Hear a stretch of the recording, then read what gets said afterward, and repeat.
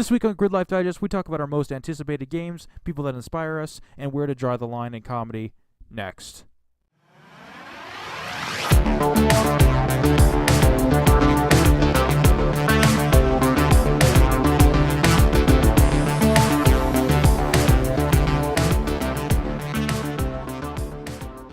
Welcome to the December 6th edition of Gridlife Digest, the weekly culture and gaming podcast, and the number one Don't Record a Podcast on Discord podcast. My name is Noah Friskop, and joining me is, at Shawdoggy, Eli Shaw.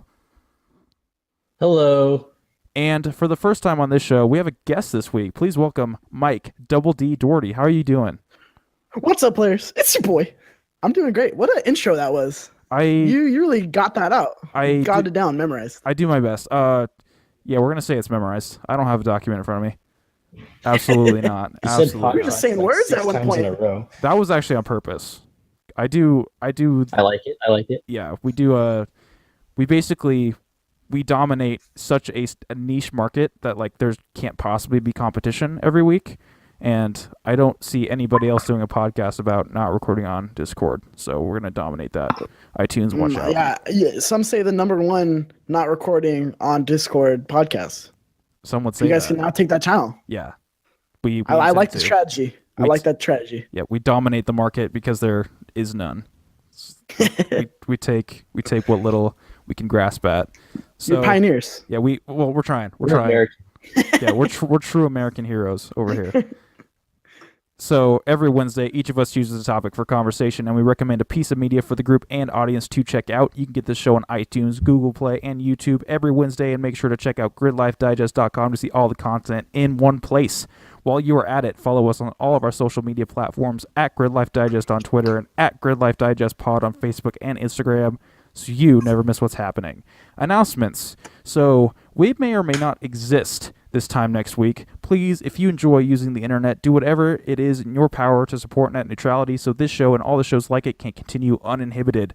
Links will be down in the description for various sites detailing how you can help, but we won't linger on that any longer. So I just want to get this out of the way since we've never had a guest before. Mike, where might people know you from? So they might know me for a couple places. Number one, they might know me from my channel, Chiptooth Gaming. It's has gaming podcasts, let's plays, reviews, and editorial videos. And if you don't know me from there, you probably most likely know me from my appearances on Kinda Funny. Greggy so Industries. I was on the Gamescast. Yeah, the Game Over Greggy Industries. R.I.P. Short-lived business. Yeah. And then I did a Game Over Greggy episode, and then I was at Kinda Funny Live 3. Never forget. On stage. Yeah, that was good. Just that whole segment was awesome. Like the whole crash thing, man. And then like son, like that was so good. Yeah, it was awesome. It was awesome that I got that feedback because I thought it was gonna be terrible, and that nor do I remember what I did on stage. So it was just all blur. It was just over. It was a complete blackout. No, yeah, I bet. Like stepping on stage, and because I bombed in rehearsals, and then everyone was kind of looking at me. I was like, oh shit. Well, here we go. Let's see how this plans out in front of thousands of people. And then I went out there and I just blacked out and I came off stage and then it ended. And then everyone's like, oh, you did a great job. I was like, oh, thank God. Thank God. Double D got to deliver. And you did. Yeah. Double D delivers. Yeah. You can use that. We won't sue. I'm going to take that. Oh, I'm definitely stealing that. So since we got a cozy little, 3-person show this week, we're going to start off with, what have you guys been playing? Eli, start us off. So I've been playing the not original, but Wolfenstein New Order. Yeah, boy. To get ready for Wolfenstein 2, because I got that on Black Friday. I got a bunch of games on Black Friday, to be honest. Did we go through your haul last week? I can't remember. I don't think so. So let's see. I'll run through that real fast. Injustice 2 picked up. The Wolfenstein double pack, picked that up.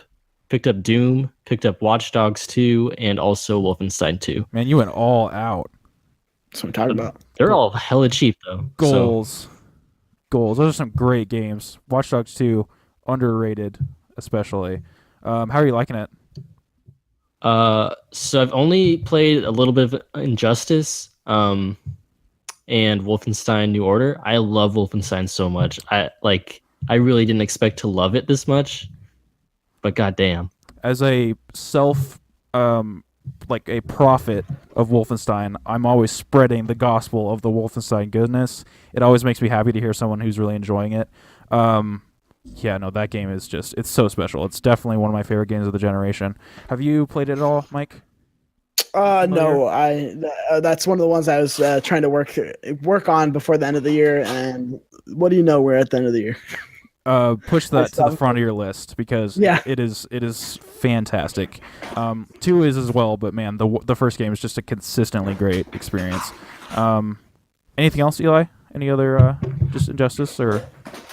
Yeah. So besides that, I finally finished through the main story of Mario Odyssey. Oh, nice! Congratulations. So spoilers. I'm not going to spoil it for anyone, but I'm in the kingdom after you beat it. Is anyone really going to get upset about Mario spoilers? I got upset about a Mario spoiler, but it was my own fault. I should have finished it already. It's a little cartoon plumber. Yeah, but there was a specific kingdom. There was a specific kingdom that I didn't know was in the game, and I got that spoiled for me. But it's no big deal. Well, I'm in the end game part of it, and it ramped up in difficulty. I'll tell you what. I hope so. It was already difficult. It was at like the right level of difficulty. Like it wasn't frustrating, but like if you were just like going autopilot, like you wouldn't go very far. So like I don't know, it hit the sweet spot for me, definitely. That's awesome. That's good to hear. Have you gotten any Mario? Any Mario Odyssey? No, I still haven't bought a Switch. Oh, I'm really? still holding out. Really? What are you waiting for? Still one of these guys. I'm waiting for Nintendo to get their shit together. Like I get that they have the 2 amazing games, and I know there's more than like the 2 like, I don't know, but they have the 2 marquee amazing games at launch. But I just can't deal with their hardware like mistakes. So if you're waiting for Nintendo to get their shit together, you're going to be waiting like a long time. Yeah, I know. That's what I'm figuring. Yeah. I know I'm eventually going to buckle. This is what I say every time I like go on someone's podcast. I know I'm eventually going to buckle, but for right now, I'm at least going to try to stand on some moral high ground against Nintendo. I know. I'm sure you've heard this beaten to death, but Switch is awesome, and oh yeah, for every terrible shitty thing they do, which is a lot, like it makes up for it. When you can, or when you feel like you can't take it anymore, there's going to be a lot of great games waiting for you. So I mean, really waiting, it's only going to make the experience better. Hopefully they get their shit together next year. For sure. I'm definitely excited because I know, like I said, I know I'm eventually going to break down, but it's just like, man, like if they really don't do the Nintendo eShop, or not the eShop, the virtual console, if they really try to pull this classic Nintendo system line for all their classic games, I'm gonna be pissed.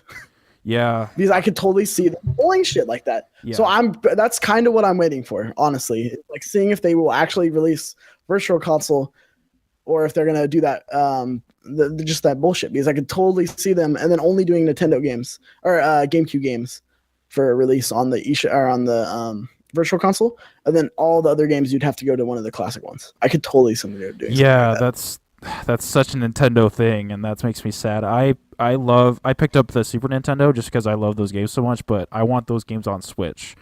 Mm-hmm. The fact that they're not on Switch yet, and they're supposed to be doing like with their online service, like they're going to do some kind of like updated like online supported versions of some of their old games, but like no, I just want to be able to buy all the games that I've already bought a bunch of times en masse and have them there.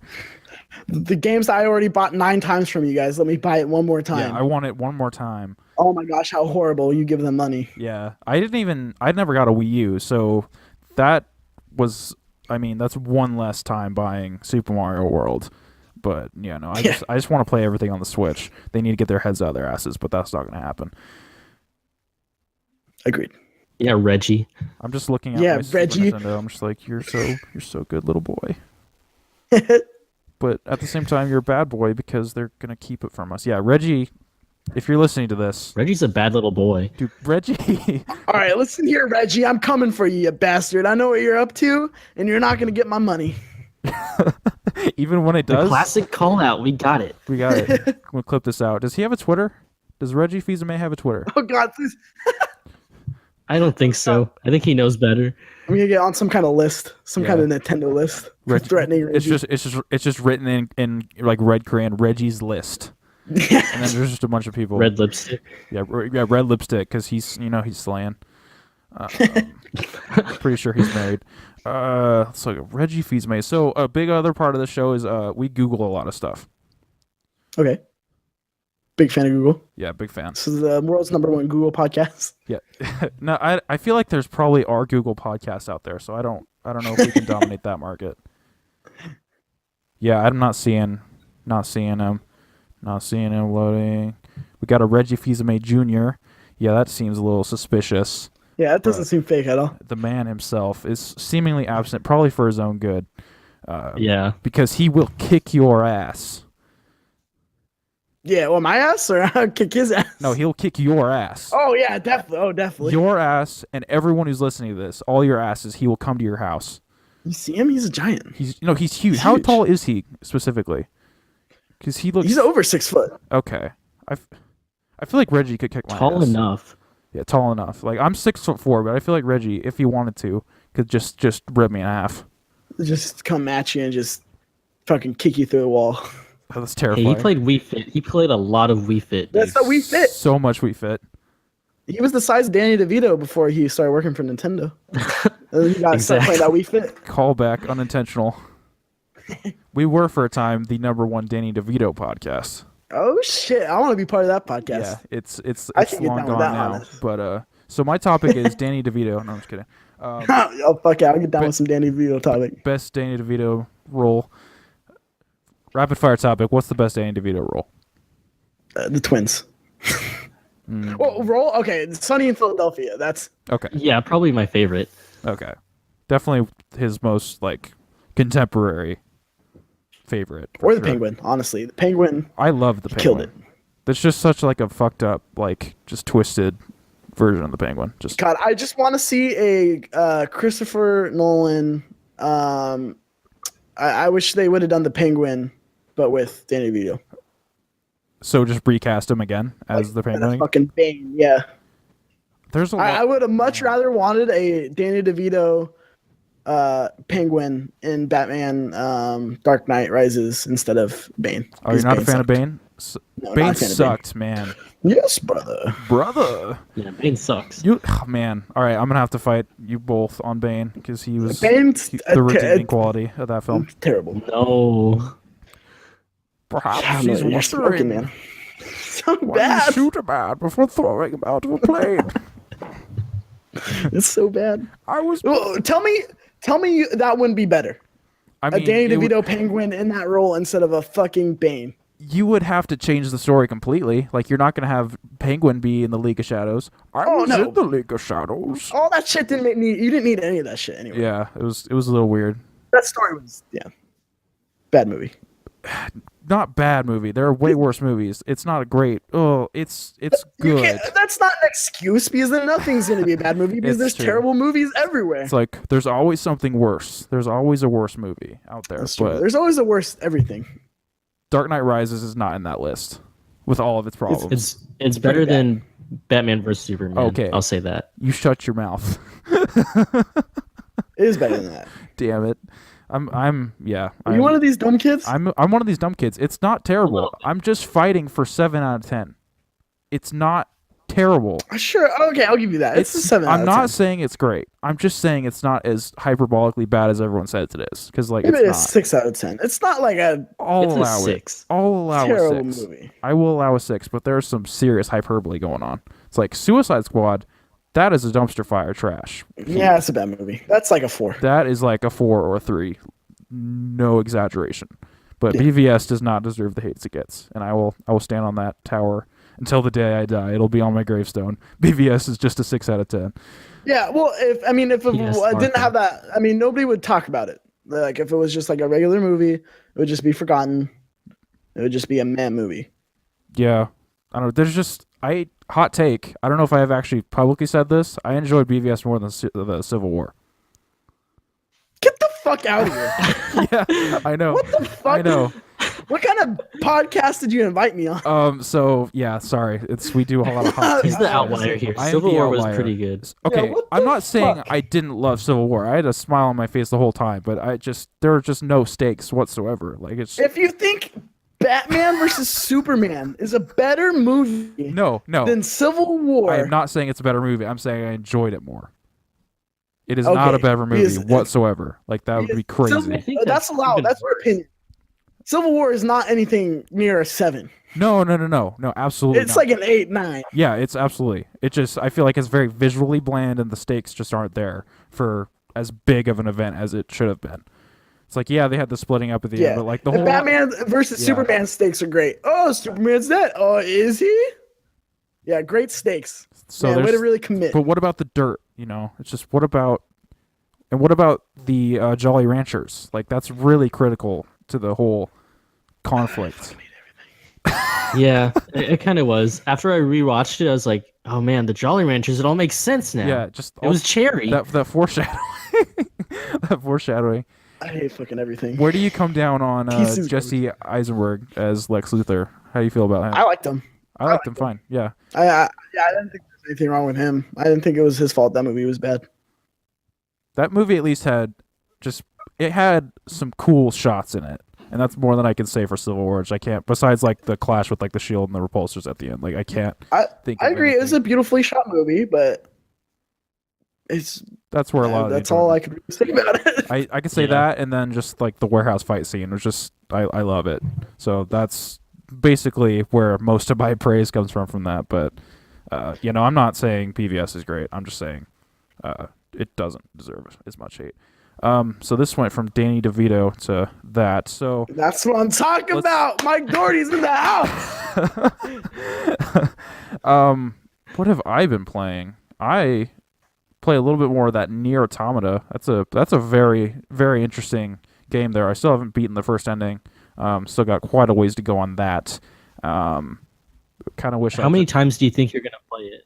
at least 3 probably. Isn't that like which and I can't remember which ending was like the holy shit ending, but Wait, so you played through this game 2 times already? no. I just barely got it for Black Friday, and I'm just now playing. Oh, it.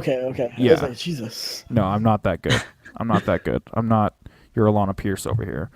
But that's a very, very unique experience for sure. Still wish it was as linear as it was in the first hour. That's where it never quite hit that high again yet.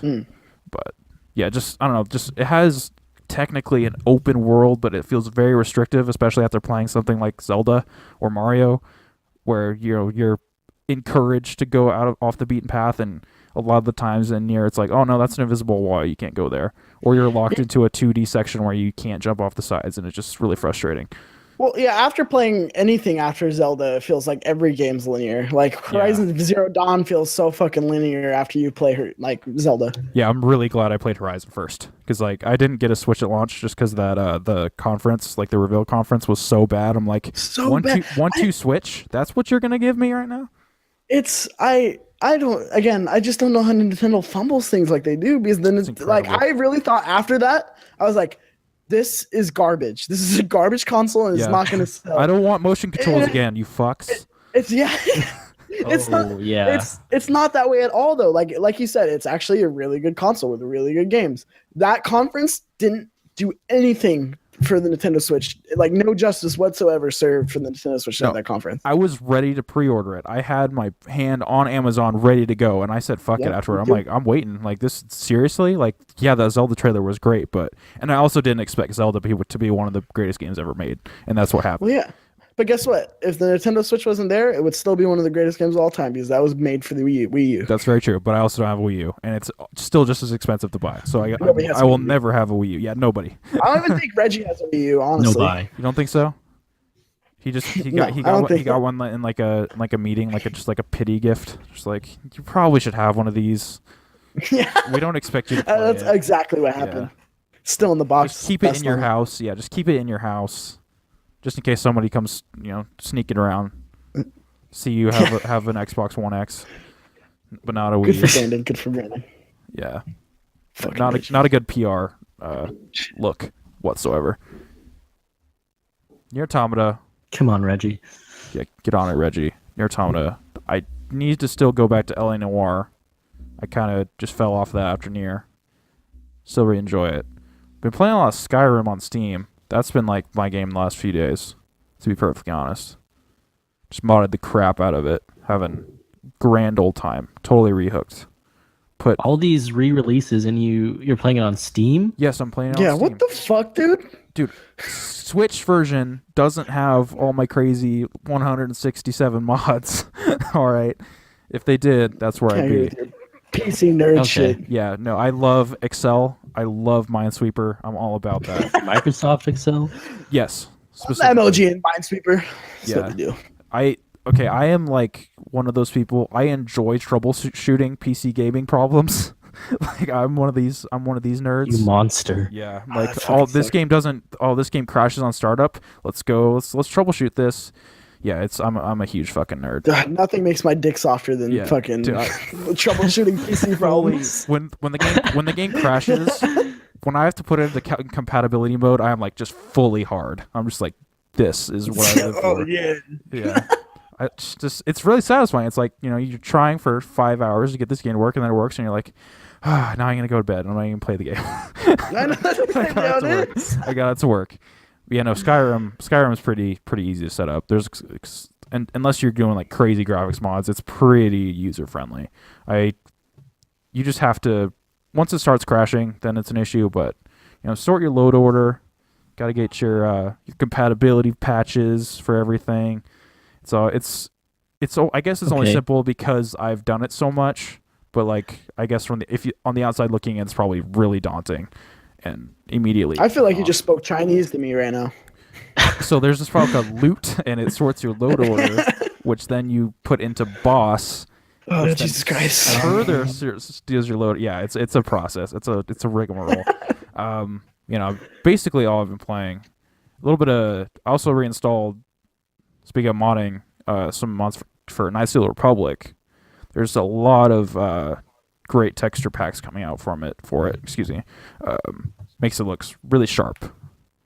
Don't know how much of I that I'll can't believe play. there's still shit coming out for that game. Yeah, it's especially because it really has no official modding tools. Like Lucasfilm was like, no, we're going to lock this down. Like honestly, KOTOR 2 has a way more vibrant modding community. It even has a Steam Workshop support. But yeah, KOTOR 1, it's tough. That thing's locked up tight. So whatever there is still cool to see. Let me think. Anything else? I think that's it. What have you been playing, Mike? We were talking about it before we started the show. Battlefront. Yep. Really down Battlefront whole. Like I just like grinding it out, playing it for like an hour at night after work, and then going to bed. It's the decompression game. Yeah, it's so good. It's like it's a good game. I like it. Because like I was talking about with you earlier, I feel like my expectations were set with that game. Of course the microtransaction shit bummed me out because I just hate microtransactions. I don't want any part of them being in console games. And I actually think this coming out in the state that it did is actually going to help console games in the future get rid of the microtransaction shit. Especially with because that I think 3 people billion kinda- stock loss that Here's they hoping. suffered. Just Yeah, I think people saw that backlash and see like it's under investigation by like the state. So it's like, I think it's gonna really shook game developers and like really having them take a step back and be like, okay, like maybe let's not do microtransactions. Let's find other ways to not fuck rip people. people off. Yeah. Yeah. Do you- So, but no, I'm having fun with it. Like I was telling you though, I'm a complete Star Wars apologist. That game could have came out way worse than it is, and I'd be like, yeah, it's a good game. I enjoy it. What do you feel about the holiday special? Are you a fan of that? A holiday special. Yeah. Have you never seen the holiday special? No, I haven't. Life Day? Inform Holy me. shit. You gotta Inform me. get on that. So I don't even know where to begin.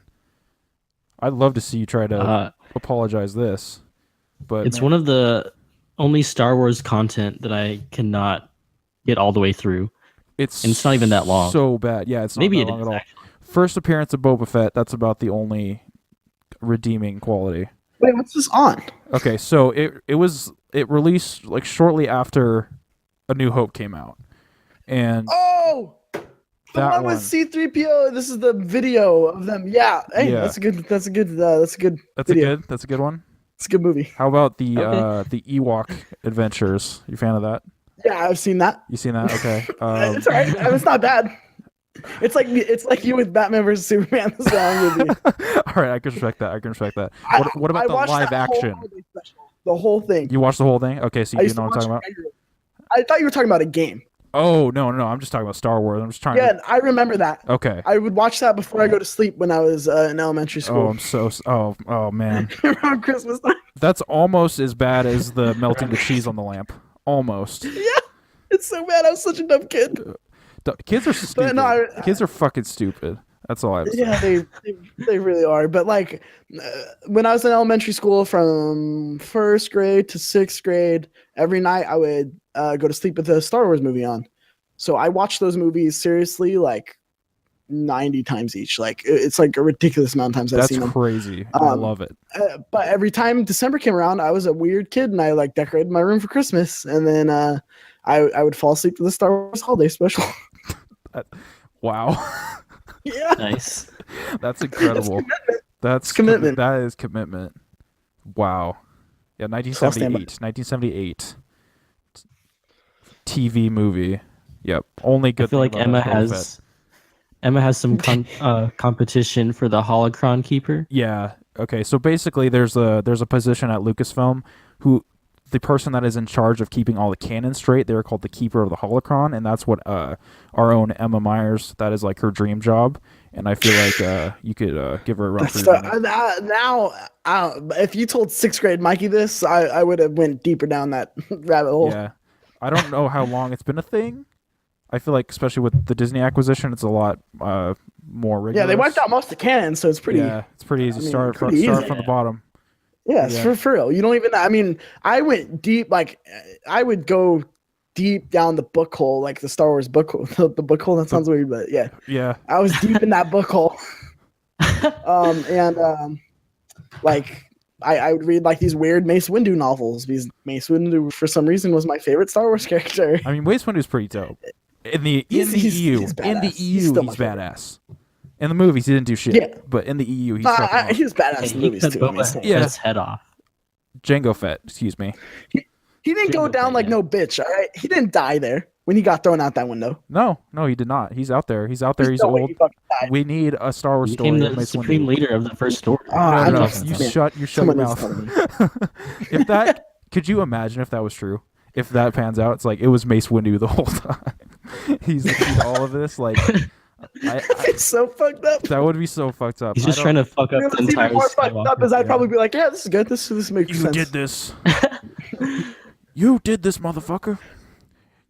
But yeah, no, I read a lot of the old EU. Shadows of the Empire. I think most of it What up? actually. And they got wiped out, and then now it's just a couple comic books and Star Wars Battlefront, There's which you don't need to pay attention to. there's honestly too much stuff now. It's hard to keep up. It's borderline impossible to keep up. There's so many novels, so many comics. Well, if you got in on the ground floor and you kept up with it in the beginning, Yeah, then I'm sure there's people who's up on it. yeah, it's not like they're hard reads, but it's just a little daunting now. Yeah, it's a lot. It's a lot. I appreciate the effort of keeping everything consistent though, because that's something the old EU was never had. It was a complete just mess. God, George Lucas, man. God bless his soul, but he couldn't keep that universe together Yeah, he's just to where retconning it makes himself. sense. Retconning himself Yeah, at for every real. angle. But no, so on top of Battlefront, Call of Duty World War II, I've been playing. I'm enjoying. Frame rate's terrible. Really? What on PlayStation? I'm playing it on the Xbox. Xbox. unfortunately. Okay. Yeah, one of those dumb kids. And then I'm just waiting for PUBG to come out. What day is it? I was gonna say, when does that come out on Xbox It One? comes out 12/12, so Pretty soon. we are 9 days away. I'm so excited. So that'll be It's gonna consume my life because I refuse to play on a PC. like a PC dork. Not about that life. Yeah, like a fucking PC nerd. Man. Reggie and PC dorks can go fuck off. let's just put They're them. adding to my list. I have a list now. Yeah. All right, Reggie's got a list. It ain't nothing compared to Double D's list. So yeah, by the time this posts, it'll be out next Tuesday. Go pick up PUBG. Is it still early access, technically? I think technically. Okay, but Will always it's be early basically I out. think most games are early access. Yeah, it's like even when it hits 1.0, it's still going to be early access. I feel like every game now is early access just forever. Yeah, definitely. Unfortunately, especially with Battlefront, it's like, yeah, we're going to change crucial things about the progression system the day of launch, and then temporarily fix it. I've made my opinion known of Battlefront. I won't go into any detail. I had a huge rant last week. Yeah, it was a good time. I have a question. Like I'm waiting for We Happy Few to get out of their fucking early That game, access thing. I cannot wait for that game. That looks I awesome. can't either. And they give you that little taste where you can play it and like it's gonna be like the adventure mode or whatever. And then it just fell off the face of the earth. And it's like, why do you do this, Xbox? You like have good games and you bury them. Like, why? Like you should be pushing this and putting money behind this because Cuphead, first of all, probably one of my games of the year. It's not what I've been playing, but I finished it a couple weeks ago. Nice. That game's fucking fantastic. It's on my game of the year checklist because I'm just trying to go through like a lot of the stuff I missed. That is definitely the next one I pick up, probably when I get paid. I feel like my opinion on game of the year is kind of invalid because I haven't played Mario and I haven't played Zelda. About what I played, that's my game of the year. And then like Horizon, but between the two, honestly. Did you play Assassin's Creed Origins?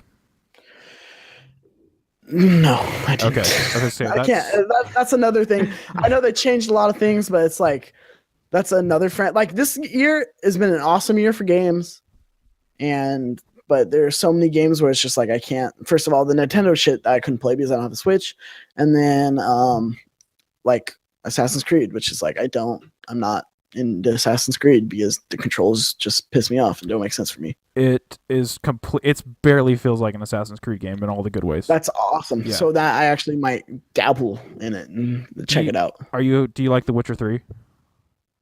Yes, super dense. I don't think I never beat it. Because how can you beat that game? As someone who has beaten it with all the expansions, it scratches that itch. It isn't quite on that quality level in terms of like storytelling, but it scratches that the loot progression and just the density of quests, and also just the setting is just really cool. Like it's something you've really never seen in a game before. The Ancient Egypt. I cannot recommend it enough. It just came out of left field. It just biggest surprise. I'm gonna dabble in it. I feel like it came and went. I feel like it came and no one really cared, and then it just left. But then the got people caught up in the Mario. Yeah, the Mario hype. Absolutely. Yeah, it's like people who did play it just absolutely love it and can attest. It's basically a Western RPG now. Just as strange as it seems. That's awesome. I'm actually gonna try to dabble in it now and see if I liked it because I was so excited for Assassin's Creed 3. Oh man, we've talked about this so much, but everyone's dropping off. Like, yeah, ready. I was so ready to like the franchise. I was like, if there's a time for me to jump in this franchise, it's right now. Like I fucking love history and I love American history and like this is just such a cool idea, such a cool setting. And then you can't be the guy for like 4 hours, and then you can't like it's such a bad game. So it was such a bad game. I've never wanted to like a game more besides Star Wars: The Old Republic than I have Assassin's Creed 3 because I'm right there with you. I love American history. That setting was so cool. The trailers were so cool. He's got this dope tomahawk. He's killing redcoats. Like this would be great. You're gonna talk to George Washington, and then like the ridiculous tutorial. Turns out Haytham Kenway is way more interesting than Connor is. Once you get into the open world, it segments you to a point where it's like I don't even want to explore because there's just invisible walls everywhere. And then the glitches on top of it all, and just we're gonna stick them into every single significant point in the revolution. It's like, all right, he was at the Boston Tea Harbor. He was at Lexington Concord. Like he was on the Midnight Ride with Paul Revere. Paul Revere didn't do anything. Like it's incredible. It's incredible how bad that game is. There's cooler stories to tell than just the ones we all know, like in the Revolution. And it's like, why? Oh man, I could go down the rabbit hole with the game too, but man, I fucking hate that game with passion because how much it let me down. Again, that's all expectations. My expectations are really high for that, so now I'm kind of burnt on the series from then. So maybe I think I might jump in for your word, Noah. I trust you. You seem like a good boy. I do my best besides BVS. There's no better place to jump on than now. I would say, like before, I would have said Black Flag because it's barely an Assassin's Creed game, but it shares all the control schemes of 3, but without the annoying notoriety system. Oh yeah, and also if you bump into a red coat, like the whole army comes after you. That was just such a great design choice there. Yeah, no, that's awesome. So realistic. It's almost like a reboot of the series without technically rebooting it, but it starts in like the furthest in the past they've ever gone. The gameplay is totally overhauled. It's all quest based now. Cannot recommend it enough. Max just platinumed it because he loved it so much, and yeah, no, can't recommend it enough. Anything else? No. That's pretty much life's gotten pretty busy. I'm in school and then I have work, so I just bouncing back and forth between the two. But I'm hoping coming up, I'm going to be able to knock out a lot of my backlog. Backlog's a bitch. Same. I hate it. Yeah, what are like the biggest things on your backlog that you want to tackle? Wolfenstein 2, and then on top of that, Wolfenstein 1. Yeah, get on Wolfenstein 1. Do not play Wolfenstein 1. Okay, so yeah, you're telling me not to skip Wolfenstein 1 because I was really tempted to. Do not skip Wolfenstein 1. It picks up immediately after. Like 2 picks up like the second after Wolfenstein 1 ends, and also it's just an incredible game that you need to play. So good to know. All right, so yeah, so Wolfenstein 1, and then Wolfenstein 2, Assassin's Creed now. Thanks, Noah. Yeah, sorry about that. Another 60-hour game for you. Shit, what came out? There's so much that came out this year, man. Insane. I still have. Well, I'm trying to think back. I'm a huge Dishonored fan, and I still haven't even played Death the Outsider yet. Dishonored. That came out this year. That was last. Death last the Outsider. Year, right? Death the Outsider came out this year. Okay, yeah. The like Fuck, the I have standalone Frozen DLC. Wilds time. You have to play too. Oh, I haven't even played Frozen Wilds yet either. Shit, there's so much.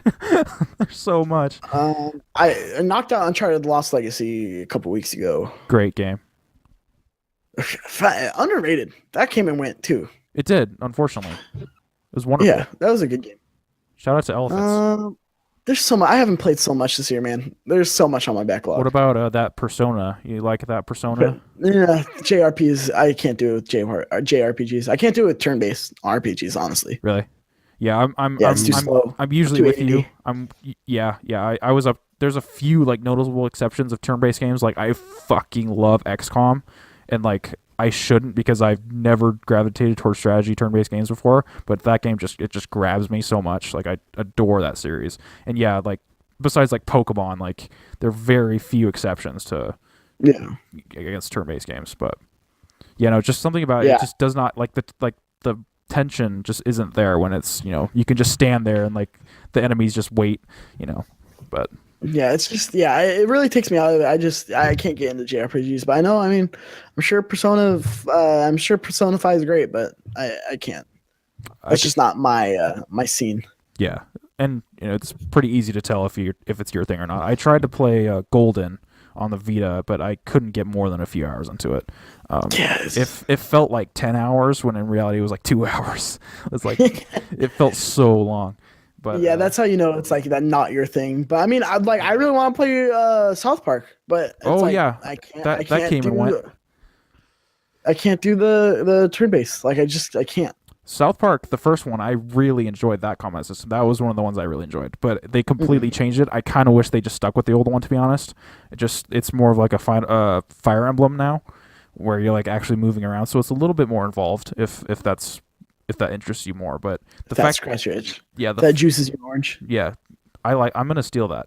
But yeah, it's the fact that they made it like twice as long too. I was like, I was really hoping it was gonna be another 12 hours, not 22 hours. But Ubisoft wants to make their hours, pump up, make it. Stick of Truth is only 12 hours. I mean, Stick of Truth, 12-13, without swipe. Wow. Without, if you don't do all the side quests.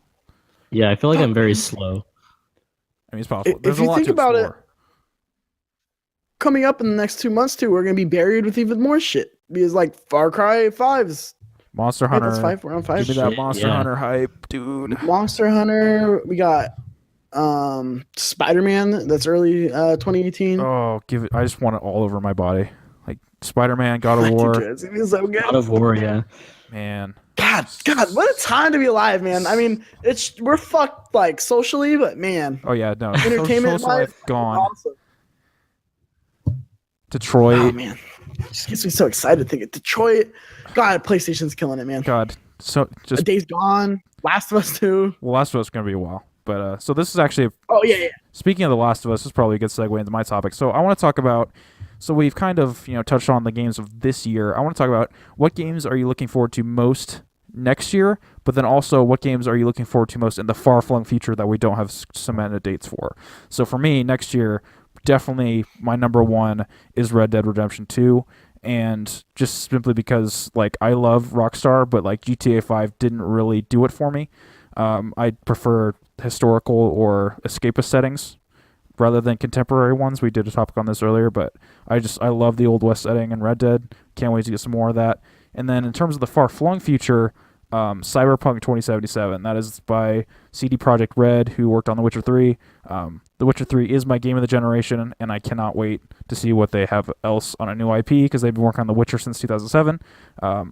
Yeah, I just cannot wait to see their next game. Just knowing Game of that the generation. Those are some big yeah, words. Yeah, no, The Witcher 3 is one of my favorite games ever of all time. It's no game is as good as it is for as long as it is. But yeah, no, Interesting. can't wait to Hot see take. can't wait to see what they do with a new world, because so far all we've seen from them is the Witcher world. So put them in a completely different setting. I want to see their crazy fucked up writers go ape on a new setting. Yeah. What about you, Eli? Yeah. So Or sorry, you can go ahead, Mike. Okay. oh sorry, I didn't mean to take it. Yeah, go Eli. Okay, cool. 2018, I gotta say Spider-Man is my number one. Cannot wait. Absolutely. Spider-Man's my favorite superhero, so a game of him done right. What more can I ask for? The Arkham, what more can a guy ask for? The Arkham Asylum. What, you of didn't like Spider-Man. Web of Shadows, Eli? I didn't like Web of Shadows. No, wait. No, I like Web of Shadows. No, Shattered Dimensions. That's the one that I liked. That was the last good one. I think Micah will disagree. He likes Amazing Spider-Man 2. I think he platinumed He it. doesn't get an opinion. What He doesn't the even like fuck? Homecoming. He can go fuck off with Spider-Man. His opinion does not How the have any weight. Fuck does he like the Amazing Spider-Man game and doesn't like Homecoming? It doesn't make any sense. He's You know, like, Micah, it's so fuck boring. you. I'm glad you could make this podcast. Yeah, Micah, you couldn't make the podcast. We're gonna roast you. Yeah, no, Man. it's appalling. It's appalling. Yeah. There's no getting to that guy on Spider-Man. It's incredible. I don't know why those games are just like the Amazing games, the Amazing Spider-Man games. Like I just look at them and just like they're just so like lifeless. Like why did you put so many hours into it? But he's just like swinging around apparently. Swinging's got to be fun. The new Spider-Man looks like swinging is going to be fun. I hope. Absolutely. I can't fucking wait. Insomniac, mechanical, just gods. They know what to do. Yeah, after Sunset Overdrive, like movement is, I don't know. They've got me hooked. I'm gonna be real. That game sucked. Sunset Overdrive? Yeah, this is a bad game. Get out! Oh, it is not a bad game. It is. I didn't like that game at all. Okay, I like the story is like cringy or whatever, but like just the way it felt, was fantastic to me. Even that, I didn't like how they did the combat system. Really? All right. Yeah, Well, I know I'm in the minority, but I did not like the movement in that game whatsoever. grinding on stuff and jumping off Yeah. stuff. Not fun. Flying. Cars were like trampolines. Not a fan. Yeah. Exploding teddy bears. Man, love that shit. Sody Weapons pops. were cool. Weapons are cool. Very creative. Very referential. Classic. to Very pop Insomniac. culture. Very Insomniac. What was the dude, which was like the bowling ball launcher. Big fan. Oh yeah. Yes. Lots of pop culture. Sorry, Eli, I references. keep All cutting right. you off. No, you're good. 2018, besides Spider-Man, I'm actually really excited for Days Gone. I hope it hits next year. I hope so too, because I need, if Last of Us doesn't come out for, I don't know, 5 years or whatever, Days Gone, I feel It will like not is be gonna 5 years. It better not scratch- be 5 years. Last of Us is 2019 for sure. Yeah, for sure. I don't know about that. I'm Dollars and Donuts is gonna be 2019. It's going to be 2019 delayed to 2020. I think Yeah. early 2019 delayed to late 2019. All right, we'll see. Like that's how sure I am and how far in development they are. All I right. think we're all a little fooled on how far in development they are. But I think I could see them. Like I said, the 2019. I think it's almost a lock. So I feel like Days Gone is gonna kill themselves if they don't get out in 2018. Do you want to do a pizza bet? Because I have a pizza bet about Kingdom Hearts with Matt right now. I don't know if you know who I am, but I win bets that I make. Okay, so I'll do a pizza bet with you. all right, so I bet that it comes out. Thrown down. So this is going to be like a several year one in the making. Write it down somewhere. But yeah, Last of Us 2 is not coming out until 2019 and will get delayed. Or until 2020. Wait, I said it was coming out in 2019. No, you said it's coming out in 2019. I misspoke. It is going to be, they're going to say that it is 2019. It will get delayed into 2020. That is what I'm saying. Locked it in. I think there's a chance of that, but I really think that they're going to get it out in 2019. I hope they do it. I hope I'm wrong. I want that as soon as humanly possible. All right, pizza bet, dude. Pizza bet. I remember this. Contract. Write it down. Twitter. Post on Confirmed. Twitter. I'm a witness. Post on Twitter. Yeah, we Make it have official. Eli as a witness, written in blood. Don't fuck me on this, Eli. I'll try. I'm coming after you, dude. I'm right across the bay from you. Yeah, this is a real life. Like I could get fucked up. Yeah, there's like Your life is threatened. I'm untouchable, but yeah, Eli is not No untouchable. one wants to go to Boise. Yeah, no, I mean, people need to stay out of Boise. Too many Californians come to Boise. I don't appreciate it. People don't know how to drive. Too many Californians come to California. Yeah, too There many you go. Californians in general. There's just too many Californians. Yeah, no. Is the driver's ed just shit over there? Because like none of them know how to Yeah, drive. yeah, I passed. I don't know how the fuck I passed. Okay. Yeah, mine was just a PowerPoint. Seriously? Wow. All right. Well, that explains a lot. Yeah.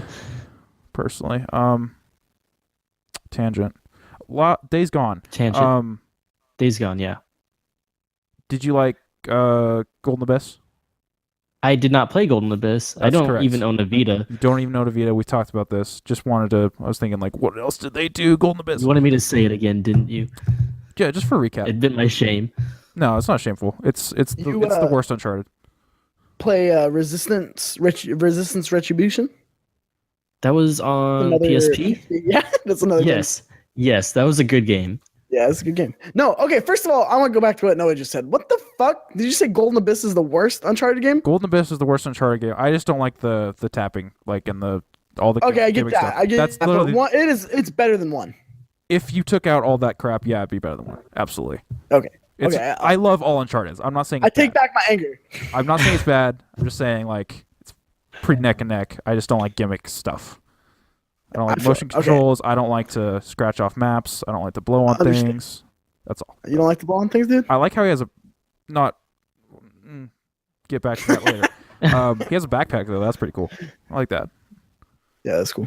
Ties it into The Last of Us. That's That's the feature. link. That's the link between the two universes. Is the backpack. Sony Bend. Yeah, Sony Bend, Days Gone.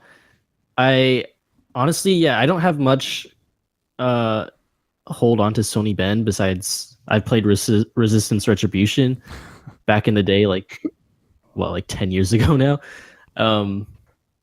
But I just like find myself thinking about it a lot, and I just put up the trailer on my TV and I just want to play it. Like the gameplay trailers where you can like the different choices, I just watch them side by side. I'm like, what would I do in this situation? Yeah, I feel like it's gonna surprise people.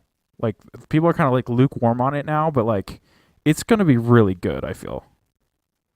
Well, I feel like people are thinking of it as another zombie game. Yeah, just another zombie game. It's like it's obviously doing some pretty unique stuff with like just the horde mechanics and just the open-ended open world gameplay. Yeah, I think it's really going to surprise a lot of people, and I think that it's really going to be Ben's coming out party because I think they're the underdogs in a lot of people's minds right now, and I feel like they're going to come out and surprise a lot of people. Hopefully, who knows? I could be eating my words in a year.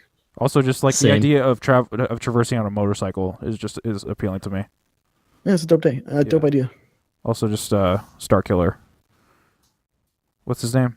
Star Killer. Sam Witwer. Sam Witwer. Shout out to Sam Witwer. He's pretty. Is cool. that Shout out. this the guy that voiced Star Killer? Yeah, voice and face. likeness, and now he's Darth Maul. What the fuck?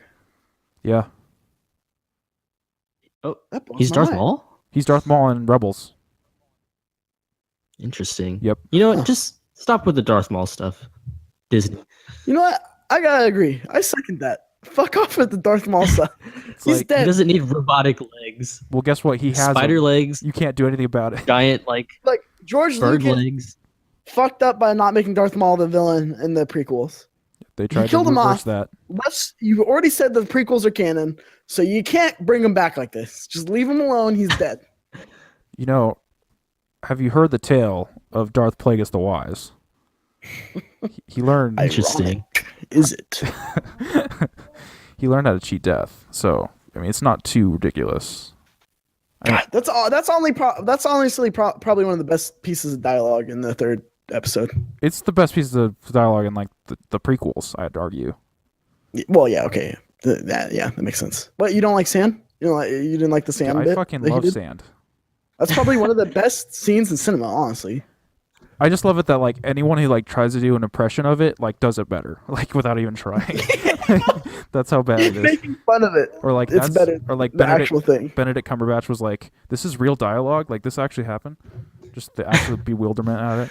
You know, I love sand. Fun fact: Star Wars Episode 2 used to be my favorite Star Wars movie. Oh my gosh, kids are stupid. No, I used to love them too. Clones, dude. Dude, clones are dope, but they're dope in Clone Wars and the supplemental EU stuff and Star Wars Republic Commando. But All right, first of all, clones were dope in Episode 2. All right, that's not the issue. They were the only dope part. Besides them Did all you not being like the CG. Battle of Geonosis? Because that was the dopest part. I lump clones in Yeah. with that. That's all. Just that's what I'm talking about. Just that whole situation, all kind of in a pot. It's like, all right, you got your clones, you got your sand, not the Anakin sand, but the Geonosis sand. Like that stuff's all Yeah, cool. okay, yeah. I'm a big fan of Jango Okay. Fett. Have you played? I assume you've played Bounty Hunter. Oh, yeah. Oh, hell yeah. Big Such fan. a good game. Big fan of Bounty Hunter. That was like Oh, That's I'm cemented. such a big fan. that cemented Jango as like one of my favorite characters. And then yeah, he went out like a bitch. But Dude, all the old Star Wars games, like the PS2 ones, I had all of them, and I played the shit out of all of them. Even the one vehicle one. Do you remember that one? I pod forgot what it race? was the called. Clone Wars, No. it was just called Clone Wars, No, was it? and it was all tanks. Yeah, I and think stuff. it might. Yeah, it's all tanks and like ships. Yeah, I played the shit out of that too. How do you feel about Masters of Terrascasi? Which was that? That was the PS1 like Tekken style fighting game.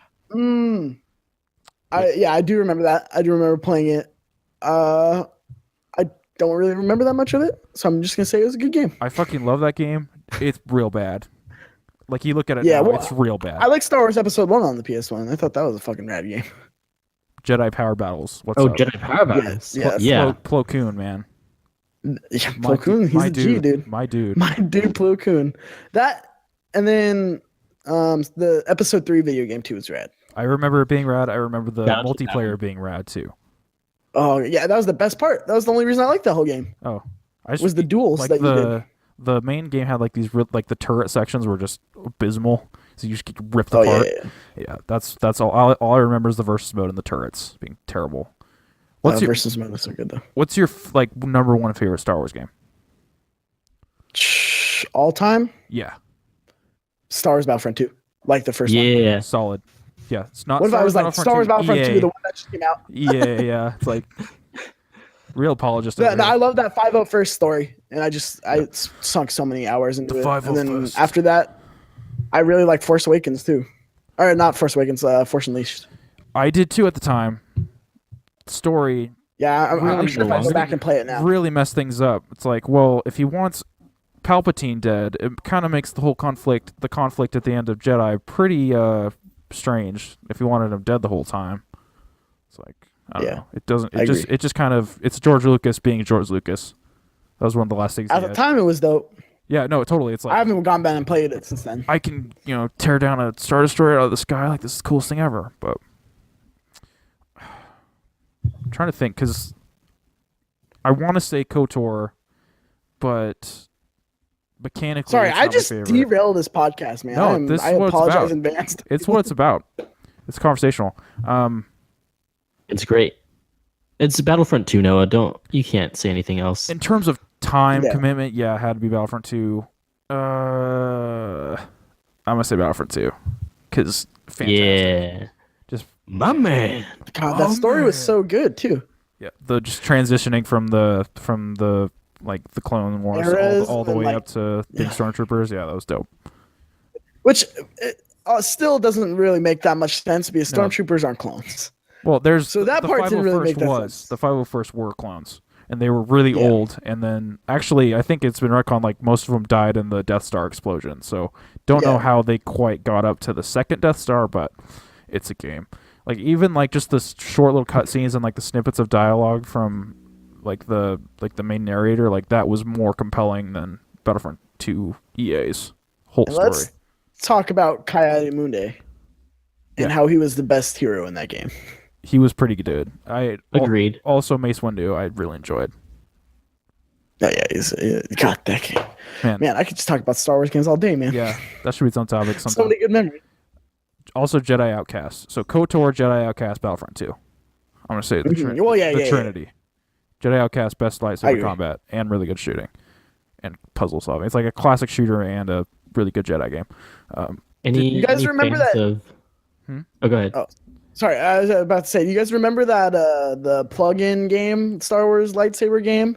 Where With it like comes the with the little actual training lights. ball? Yes, holy The training shit. ball? Yeah, Yeah. I Holy played the shit shit. out of that too. That's a deep cut. That's a That throwback. is a Yeah, that's it. deep cut. Wow, I got that for Christmas. We were up in like a cabin somewhere, and then like they had like a TV and set up. So yeah, I was just doing the Jango Fett lightsaber thing for hours and hours on end. Mhm. It was the cool. Yeah. I can't remember anything else that were in it, but I just remember the lightsaber thing.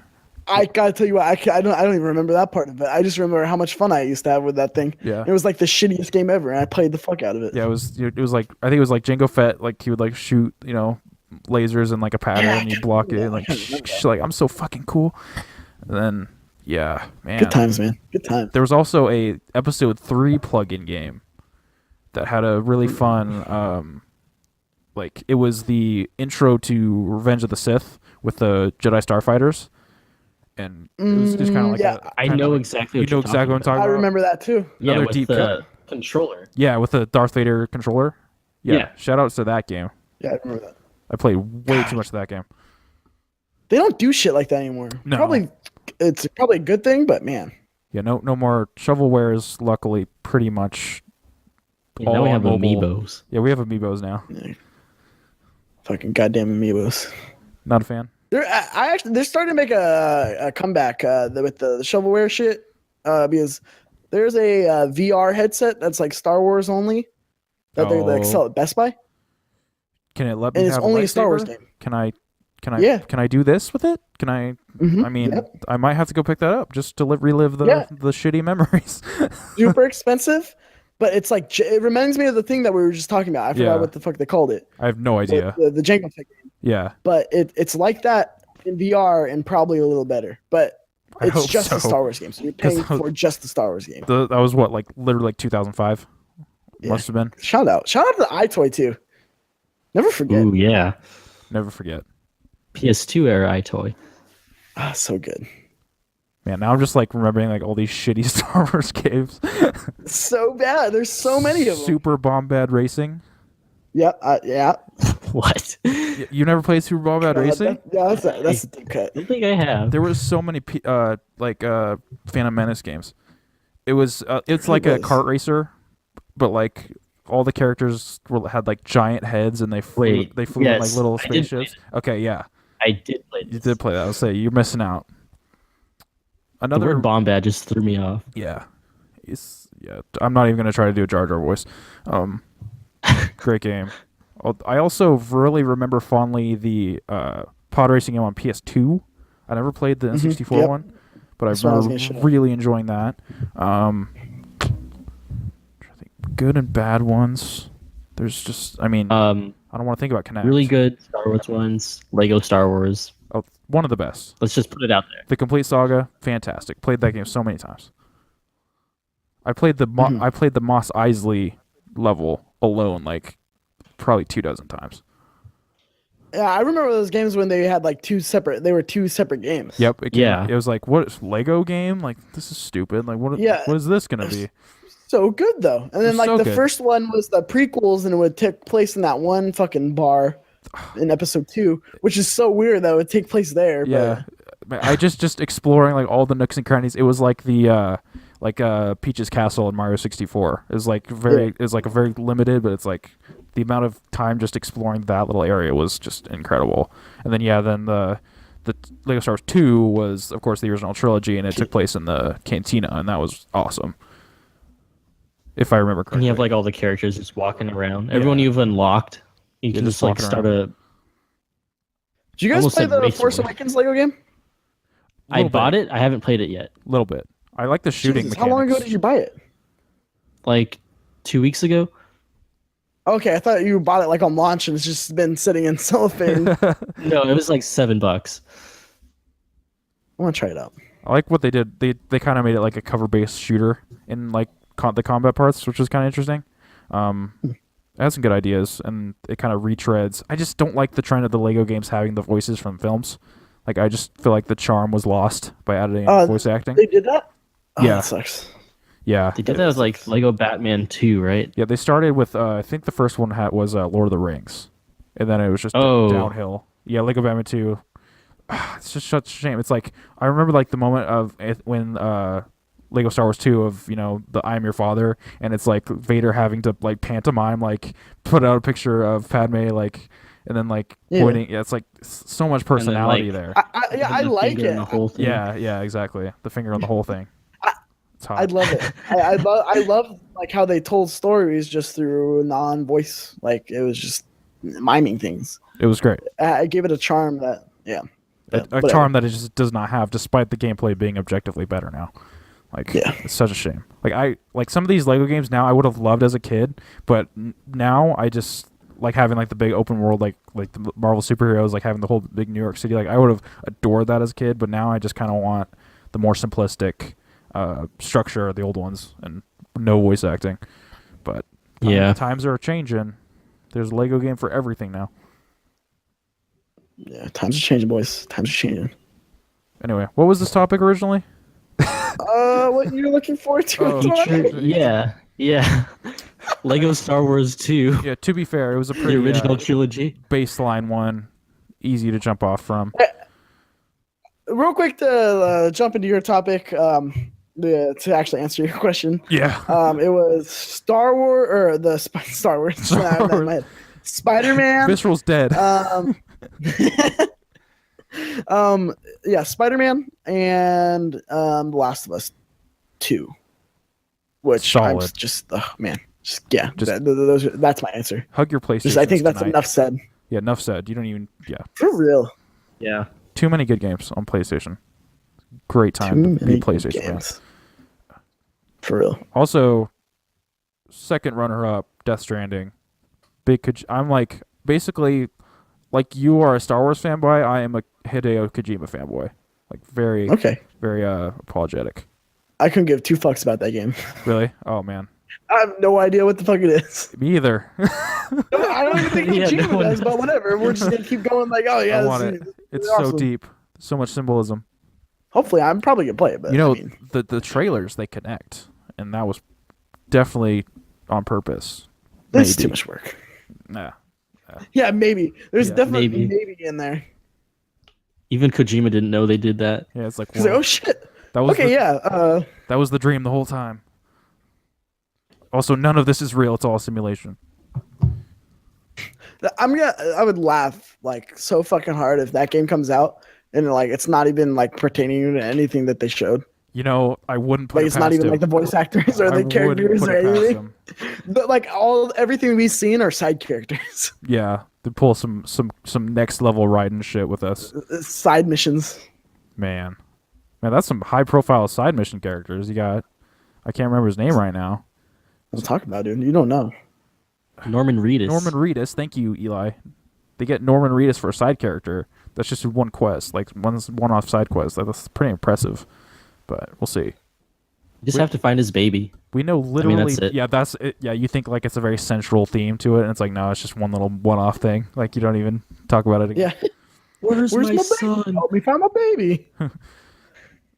I don't know why.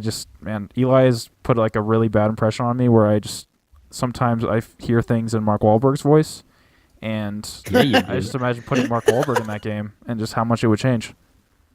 He's the main character. You didn't know God, Yeah. if that happens, that might be the last straw. I don't He's know a if I big can Kojima fan. I don't know if I can handle You know that. that? Yeah, they're buds, dude. They smoke them. Those nugs together. That's incredible. I mean, if he keeps that off of Twitter, because he's basically in love with Mads Mikkelsen. So if he's got a secret fling with Mark Wahlberg on the side, like that's some juicy news. I just want to see the amount of acid fucking Kojima fucking takes. He doesn't need acid though. That's just how his brain works. So I don't. No, know. I don't think he does, dude. You don't think so? It's just a lot of acid. All right. He just sits and trips, and he's like, "Baby, oil, whales, Norman Reedus." So the tank is gonna have an octopus strapped to it.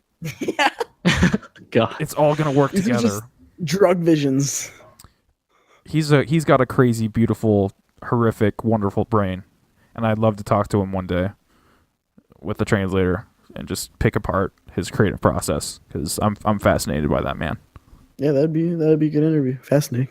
It's like, what is wrong with you? Like seriously.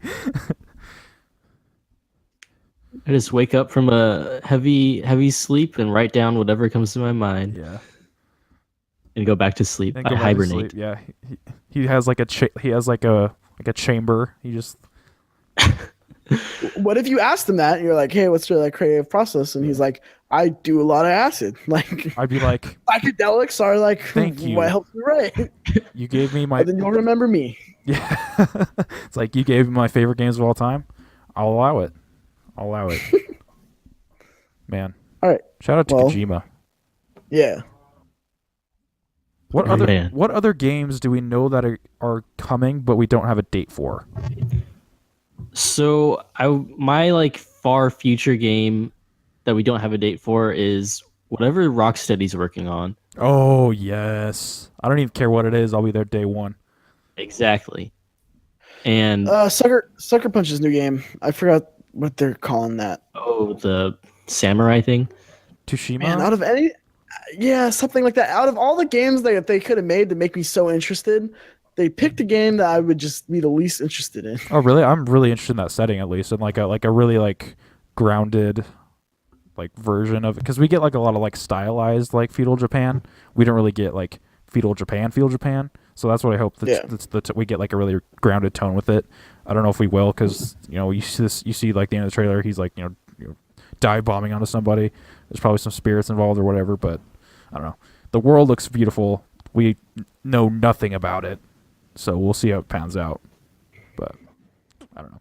I was trying to think. I don't know if there's anything else crazy huge that we know is coming that doesn't have a date besides like Last of Us and then some of the other Sony stuff.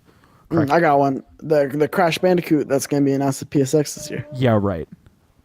It's gonna fucking happen, dude. It's gonna fucking happen. Give us A new Crash Bandicoot? That's It's quite new Crash ambitious. Bandicoot. No, Oh, give us okay. It's gonna- CTR first. it's- I want CTR first. I know, I do too, man. But like, I really think they're either gonna do a new Crash Bandicoot or that it's gonna be PSX or E3. That's a I'm PSX. telling you. Well, Yeah, no, that's that not an might- E3 That's what I'm drop. saying. It's a PSX one. I'd be down.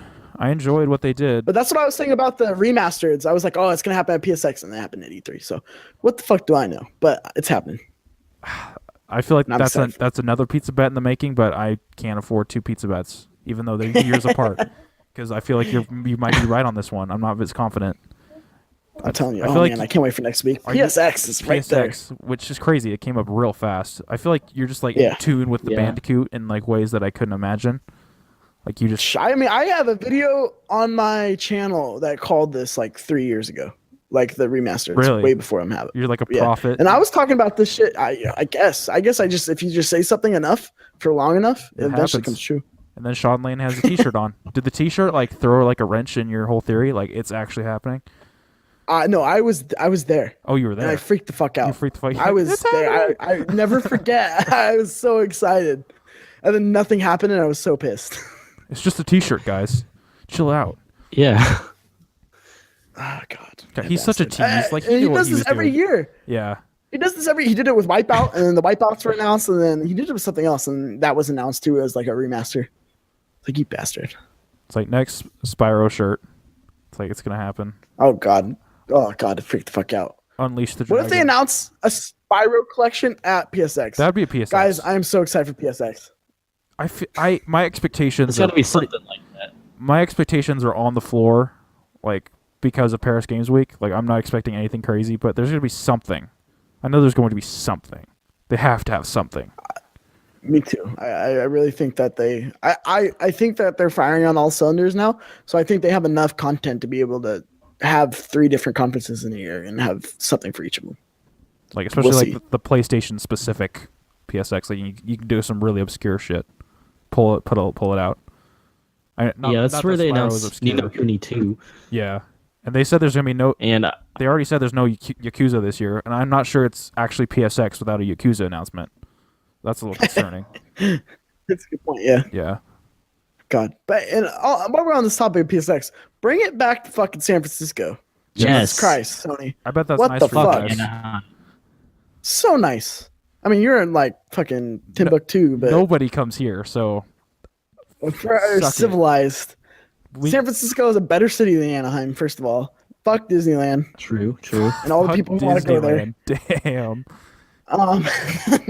And I mean, honestly, if you don't have a kid and you're going to Disneyland, then you're a little off somewhere. I've never been to Disneyland. I don't know if I can agree with that. I went Like twice, cookie crumbs. like 3 months. I've been This there past- too, and you feel fucking weird and out of place if you don't have a kid with you. That's just me. I don't know if that's just me, No, but I feel so weird. restricted. When is the Star Wars thing coming? Because I'd be more motivated to go when they have the cantina and like the whole. That's the only thing. I might be eating my words. Yeah, like once that happens, like saving up for that shit. Yeah, I think that's like 2020. 2020. All right, I Right? can save up to 2019, something like 2020. Just like the picture that, like the concept art, I'm like, yeah, this is basically heaven for me. Like, yeah, It's rad. It's rad. especially if But I they don't consider that Disneyland. That's void. That's void from my all right, fuck that's Disneyland comment. it's Disneyland. Like, come on, you can't cherry pick what is and isn't. I'm gonna pick and choose, man. If they have like a bunch of like people like dressed up as like crazy aliens just walking around all the time, like, all right, this is like I can die happy. They already have stormtroopers walking around. You gotta have stormtroopers, but have like some crazy ass aliens and funny costumes. Yeah, have some Gungans, you know? No, keep some Gungans out. I want some No, chiss. I want some people in that blue makeup, red eyes. I want to see Bosk running around Disneyland. Dude, if they Bosk Fucking is terrorizing shit. Bosk is the new Disney Yes, princess. just terrorizing children. Some giant lizard man. Have all the bounty hunters. Dude, if they have like Nia and Num too, like that, I can meet Fucking my hero. Dangar rocking around Disneyland. Yeah, Forlom and This toilet Zuckus. paper man. Is that a mummy? Yeah. I want to hang out with Forlom and Zuckus at Disneyland. Like that would be the That'd be dream. rad. That'd Just be rad. he can barely How walk. expensive do you think those costumes are? Oh man, especially, I feel like Zuckus Disneyland? is more dense because Forlom is just a protocol droid body and a bug head. Zuckus has all the straps and stuff. I don't know. He's got more. So we can agree that Zuckus is just a giant fly, right? Yeah, All right, cool. confirmed. I mean, Glad we got that out of the way. yeah. Big fan of both those guys. Man, I'm just like just dreaming about the Star Wars land. I know, me too. I'm thinking about it. Man. Fuck Disneyland comments can come back and bite me in the ass. Yeah, it's like, do you still fuck Disney? I mean, that came out really bad. Yeah, Yep. I still fuck Disney. Do you still say fuck They Disneyland? come right on in. Disney, you're on my list too, you bastards. All right, by the end of the show, I want to see the list. Just After I fuck Disney, I'm gonna fuck Reggie, and then I'm gonna fuck every single one of you. you're too good for us. Man. Yeah, so this topic No, was, this is pod racing. yeah, oh god. I'm glad somebody said it. It needed to be said. If they could have like virtual pod racing bets, like gambling for kids, like that would be Like a also horse really- race at fucking Disneyland. That's illegal. Yeah, but like it's like basically like you know how like in Attack of the Clones they had like pod racing on like screens or whatever, like put it like in the cantina section, so it's like people can bet on races and they have like predetermined outcomes or whatever that rotate throughout the day. And then I don't know, maybe not real money bets, but tokens with for drinks or whatever. People are Blue betting their milk. kids. Yeah, you can have my child. I'm betting my child on this Trying to racer. lose on purpose. So Bulba's gonna win this. Man, I'm betting my son on Sebulba. it could take him. Anyway, 2018 games. Yeah, God, man, we just jumped all over the place. Eli, what's your topic? My topic is going to be people who inspire you. Oh, I feel like we got a good crew podcast going here for this. So yeah, who's some of your inspirations? Either like someone you know personally, like or family, or like just someone that you look to, like their success is something I strive for. Okay. Yeah. Okay, well, let's start with you. This is your topic, so I want to hear yours. So I gotta give it to my man Danny O'Dwyer. oh yeah, Just absolutely. what a jump from just traditional video game journalism and just being someone that I articles and stuff from, and then now no clip. God, you just said that, Noah, because I'm really like it's masterful what this guy's doing. It's really incredible. Mhm. Like he's doing a legitimately important thing for the industry, documenting Exactly. stories that probably would not be told otherwise. And he's the only fucking one too, which is amazing to even think about that. This is like untreaded territory. Just the fact that I adored the point while he was at GameStop or GameSpot, excuse me. But yeah, man, what he's doing now, it's incredible. Like just the production value, just everything about it, the editing, the production value, it's just absolutely incredible. Yeah, he is. Yeah. If I can make something half as good as even the point someday, like I'll be happy. Yeah, I agree. Let That alone shit is no so clip. good. Shout out Irish Cream, Danny O'Dwyer, fantastic dude. Love to meet Big him. shout out. Shillelagh. Never forget the shillelagh. Never forget your shillelagh. Any others? Anybody else? Off the top of my head, I gotta get. I drew a blank. I'll Problematic come back to me. phase. Rotate. Okay, go for it, Mike. So I think one of the obvious answers that people I think we might share, but I think people would expect from me are the kind funny guys. Your father. Yes. Yeah, my dad, Greg Miller. But like not to like pick and choose, but more Nick and Tim. Yeah. Like I love Greg and Greg too, just because like the driving force that Greg is such an inspiration to me, and just like how he commands a room is inspirational to me. Because you could put him in any fucking room and he is gonna own it. Like Absolutely. it's an amazing talent to have, and like I respect that so much. But more Nick and Tim, Nick Scarpino of Kind of Funny, more for just his like sheer like drive to do stuff. Like I've had so many conversations with this guy, and he has like a drive that like he just doesn't stop. He doesn't shut off. Like he's constantly doing something, and once the workday's over, he's working either through stand-up comedy or jiu-jitsu, or like, and then if he has a problem or he wants to do something, he will tackle it head on. And that's such an inspiration to me as someone who actually wants to jump into stand-up comedy in this next coming year.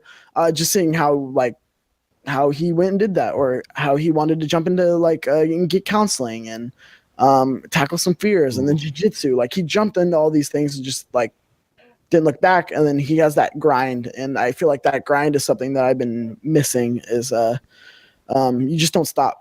Like don't give yourself room to stop. Like just keep going and keep grinding and keep grinding and keep grinding, and eventually it will pay off. And then Tim just because of what a genuine person he is, and then again, like his vision for things and just like his sheer like generosity and kind heart and just the way he handles situations. Just like, I don't know. I feel like if I could ever be as half as good a person as Tim, like I'll be happy with how my life turned out.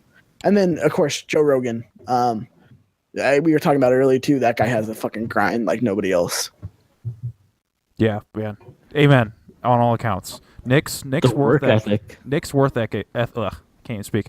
Nick's work ethic is absolutely just really inspiring to me as well. Like, just, you know, obviously none of these things like came overnight, but just seeing him progress in the last few years, you know, as being a fan from like basically the beginning, seeing him, you know, take up these, you know, things that he wanted to pursue, like stand up and, you know, actually getting help with his, you know, his mental issues that he had to deal with, like his anxiety and stuff like that.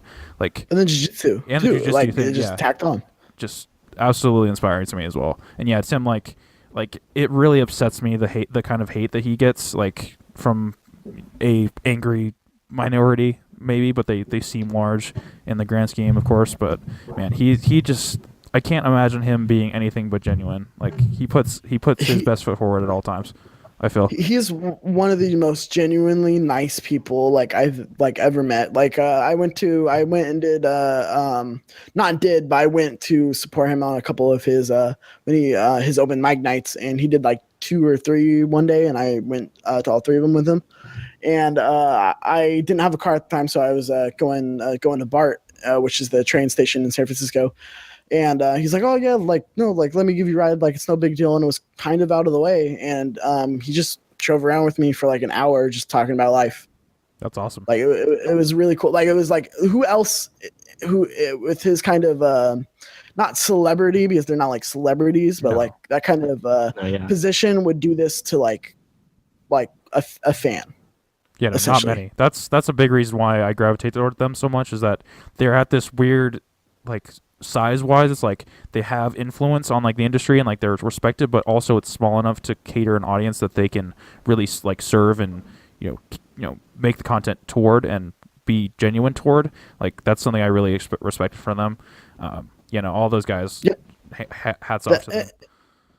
And you said it too. Like Nick and Tim do not deserve the shit that they get. Like it is unfucking believable the kind of shit they get. Especially Tim. Like they're the most genuine fucking people in the world, and like people are just assholes on the internet, and they don't understand the scope of things, or like it's unfortunate because it's like Tim's just being Tim. Like if you don't like Tim, don't listen to Tim. You don't have to be an asshole about it. Like Tim is genuinely just doing Tim. He's not trying to cater to anybody. He's not trying to please anybody. He's just trying to be Tim, and then Nick's trying to be Nick, and just like Colin was Colin and Greg is Greg. Like you can't like mark someone off for being like who they are. And that's one of the biggest things that drive me crazy. They talk about him like he's such a backstabber, or like this or that, or that whole thing was ridiculous. He's so like PC, like they're being too PC. No, if you met Tim, that's how Tim is. Like Tim is very like, he doesn't want to offend anybody. He's not like me, who likes not likes conflict, but like who's not afraid to have the unpopular opinion. Like Tim is very much like he doesn't want to hurt anyone's feelings, and I'm more of the side of like I'm not afraid to hurt everyone's feelings, because I feel like in this world you can't please everybody. So I'm gonna say what I want to say, and that me and Tim are just 2 different people, and like that's the beauty of it. It's like, you know, you can't knock a guy for being him, and it just pisses me off seeing people who don't actually know him get on him like that. Yeah, and also there's just this there's this toxicity on the internet of like, if someone has like a differing opinion than yours and like they're automatically bad. It's like, no, like he likes what he likes. Like that doesn't make him any less qualified to speak on things than, you know, Greg or whatever. Like people always saying like he's like, you know, less than Greg, or, you know, less knowledgeable than Greg, but like seeing him become more and more like comfortable in the role of a host over the last couple of years has been really, really awesome. Like from where he started, like with the beginning of Kind of Funny to now, like it's night and day difference. Like he has worked his ass off to get to where he is now. Obviously, he deserves it. He deserves everything that he has right now. Like Kind of Funny is the best that they've ever been right now. The LaCroix thing, little problematic, perhaps, but that's all I'll say on that. For What about me, you, Noah? I was Who gonna say, inspires you? Yeah. for me,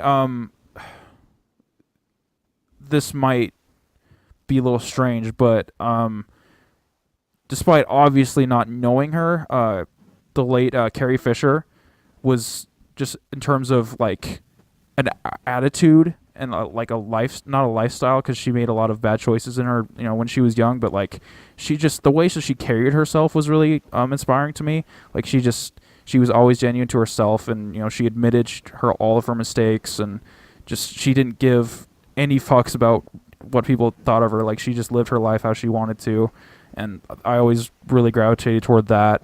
And yeah, like you said, the Kind of Funny guys, like just their work ethic, and just professionally. Also, give a shout out to Danielle O'Dwyer. I want to make content just almost as good as his, as I said. You guys brought up many good arguments, but also this might be a close knit circle. But honestly, Colin Moriarty, like just how he was able to carry himself and be so like knowledgeable and like sound in a way that, I don't know, like you always felt like he knew what he was talking about. He was the intellectual one of the group, of course, but like, I don't know, just how he carries himself, how he respects people, how he always tries to educate.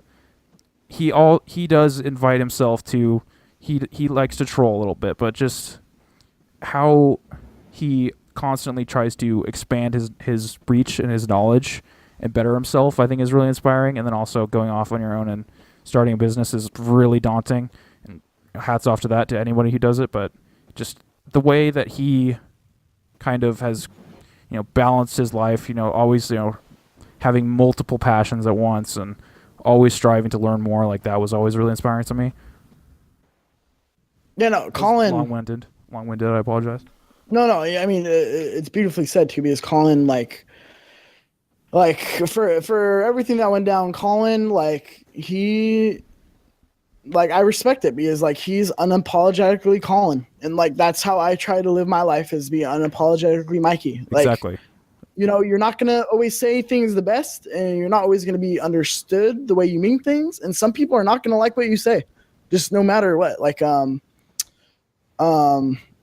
people aren't always going to agree with you, and that's the beauty of life. And Colin taught me as a person to stick by what I believe and my opinion, no matter the backlash it gets. And then if you're wrong about your opinion, or you're wrong about something, be open to the change, and be open to evolve your opinion and evolve yourself as a person. I think that's the beauty of Colin, is like, he's not closed-minded. Like, if there's evidence and like there's good valid points that you make, Colin's going to be open to like, he's going to change how he feels. And that's exactly how I try to live my life. And if I could just be unapologetically Mikey, then like that's the best of me. And Colin kind of taught me how to live like that. And like, you're going to mess up, admit to your wrongs, and when you don't think you're wrong, or not think you're wrong, when you know that there's nothing wrong and people are getting upset at something that's not wrong, like, stick by your guns, because it's like, if you give them an inch, they're going to take a mile. And I think that's the biggest thing I learned from Colin, is if you give somebody an inch, they will take whatever they can. Yeah, you just summed it up better than I ever could. But yeah, just also speaking of like getting way too much hate, like there's people just spreading just absolute like lies about him. Like, it's unbelievable. It's fucking ridiculous. And it's just like, whatever. That's the seed you sow when you have those kind of views in a very liberal echo chamber of games media, and that's where he came from. So like, obviously there are going to be people who are going to try to take him down any way they can, because unfortunately that's just the climate that we're in. If you have any what of a different opinion, you get lied about, you get defamed, because people just we almost have this idea in the world right now that we cling on to our like ideas, like almost like they're a sports team, that you're gonna root for that idea no matter what because you're so invested into it. No matter what And, the evidence says otherwise. Yeah, the evidence, or even though it's the other side has a good point, because that's not your team, you're not gonna be like open to it at all. Yeah. It's almost like we have the sports mentality in politics and in ideas, and just the thought ecosystem right now of how people are just so invested in these things, and it's like, come on, like, let's just be open-minded and let's just flow. Like, let's weed out the bad ideas and keep the good ideas, and let's just have conversations with each other. But it's just not possible now. Yeah, specifically with the games industry, I want to hope that kind of closed-mindedness is going to change, but at this rate, I don't feel like it is, considering It's gonna he was the only one that was really openly expressing the views that he had that way, that aren't quote-unquote accepted in that ecosystem. Like, it sucks. Like, I want it to be better and to change, but it's just gonna get closer and closer. Absolutely. Sucks. Yeah. It does suck, and I am hoping, like, maybe one day if I like ever break through, like I would love to be like challenge the status quo. But I know how hard it is, and I know how like draining that is. Like I could not imagine dealing with what Colin has dealt with, just in terms of like the defamation. Like people really do come at you, like they are out to get you, and I don't understand why. Yeah, the mentality, I never understood it. Just like, if you don't like somebody, like I see like all the time just on like videos that I watch online, it's like, if just people saying constantly like that they don't like this person or whatever, it's like, if you don't like them, why do you keep coming back time and time again watching the video and then complaining? Like, if you don't like that much, just move on. Find something else. Just close your eyes, dude. Like, you don't even have to see them. Like, you can completely blank something out from your life in the internet age if you want to. Yeah, exactly. You don't have to. For better and worse. Yeah. Just makes no sense. People are dumb. People are People are babies. People are dumb.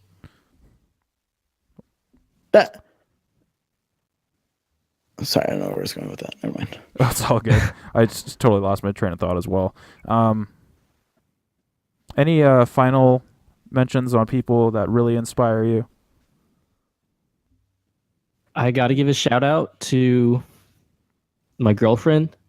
I did the arm wave. Oh, there you go. Nice. Oh, here No we one can go. see it except you two. I get the brownie points. Yeah. She's just really inspiring, and she's doing great things in a lot of different ways. And it's like, dang, I want to do great things too. So really inspire me. She's in the other room. I don't know if she can hear me, if she's asleep or what, but I'm talking loud. Well, shout out to Yeah. her. That's awesome. Shout out to you, That's awesome. girlfriend. Shout out to you, Nikki. I'm shouting you out. She's probably asleep. She's just passed out. She's never gonna know. Yeah. She'll never know. All right, Mikey, what's your topic? So actually, it kind of touches on what I just kind of talked about, is comedy. So Hey, what, like, jokes? Big fan. So yeah, big fan of comedy. I am deep down the comedy hole as well. I'm a huge comedy fan. I watch pretty much every major comedian. I have like a group that I like, the Joe Rogan group, if you will, the Tom Segura's, the Bert Kreisingers, the Joey Diaz's, the Dean Del Rey's of the world. I go to live comedy probably twice a month. I'm in SF at like the Punchline or Cobb's Comedy. And in today's world, like what we were talking about, you can't say some things, or you can say whatever you want, but there are people who come after your job, and they try to basically ruin your life if you say something. And I want to talk about, like, what is the line? What do you, in your guys' opinion, what is the line in comedy for you guys? Does it matter? Are there some things that are off topic that should never be joked about? And if you do say something like that, should you lose your job? Like, if you make a rape joke, should you be fired from your job for making that rape joke? Thoughts? It's very, very complicated, obviously. That's why we're Yeah. talking about it. But generally, to me, I feel like if you're offending everybody, then it's kind of okay in terms of like direct, like confrontational stuff. Rape jokes, like, I don't know, if it's like if you set yourself up and it's like actually funny somehow, it's like it's comedy is such an art where it's like if the execution is bad, like everything falls apart. Obviously, so it's like I don't know if you execute rape, that might be the line. I'm thinking like I haven't really heard a set where that was a topic and it was actually executed well. But I'm also not as well versed in comedy as you are, specifically. I don't know. Yeah. I'm generally not one to get offended, though. But Yeah, me neither. Fucking anything. Yeah, man. Well, I'll get into it after you guys go. So, okay. What about you, Eli? Yeah. What's the line? Yeah, so I guess just jokes in poor taste. Yeah. Really, like about any topic, especially a sensitive topic like race or rape. I mean, race jokes kind of it's a very large gray area. There's a lot. I've heard a lot more funny racial jokes than rape jokes. Yeah, when you said that, I was kind of thinking like, what are some good rape jokes that I've heard? I'm like, I mean, that sounds awful to say, but it's a genuine thing to think about. It's like, that might be the line. Yeah. The only one I could think of is Donald Glover's, where he was like talking about like if he was in a bathroom and someone tried to rape him, he's just like, yeah, if someone tried to rape me, I'll just poop on him. That's like, funny. That's funny. Yeah. Yeah. Okay, so it can be done. I guess it was like self-deprecating. Also. Yeah, it's very hard to come by a good one, in my opinion. And I just comedy, race comedy. I'm race jokes. It gets really weird when like a white comic will say the N-word, especially with a hard R. Yeah, I don't like that. And it's typically a lot of times there's a lot of backlash, and I feel like that's you should be expecting that if you're going to do something like that. And whether it's a great joke or whatever, like that's a very sensitive thing to joke about. But yeah, I think there's a lot of oversensitivity with comics, like stand-up comics and stuff. Yeah. But also the whole argument that like, oh, you're going to a comedy show, you get ready to get offended. It's like, no, I'm going to like laugh. Yeah, if you don't make me laugh, well, Yeah. Well, okay. So what about where do you come on the side of making a joke and like having people come after your job and things like that? It's got to be pretty awful for that to be warranted. So what's the line for you? Like, is the rape joke line for you? I can't think of many situations where a rape joke would be funny or appropriate or not in poor taste. Just by its very nature. There's so one bad joke and you should be fired. No, I don't feel like. I feel like there's people need to get off the just character assassination train. Yeah, like everyone makes mistakes. Like everyone writes poorly. Like I bet most of them most comics will say they regret saying some stuff. That doesn't mean they should be destroyed forever unless it was like truly terrible, which has happened in the past. Get Michael Richards. Yeah. There you go. Great example. Yeah, well, back to South Park.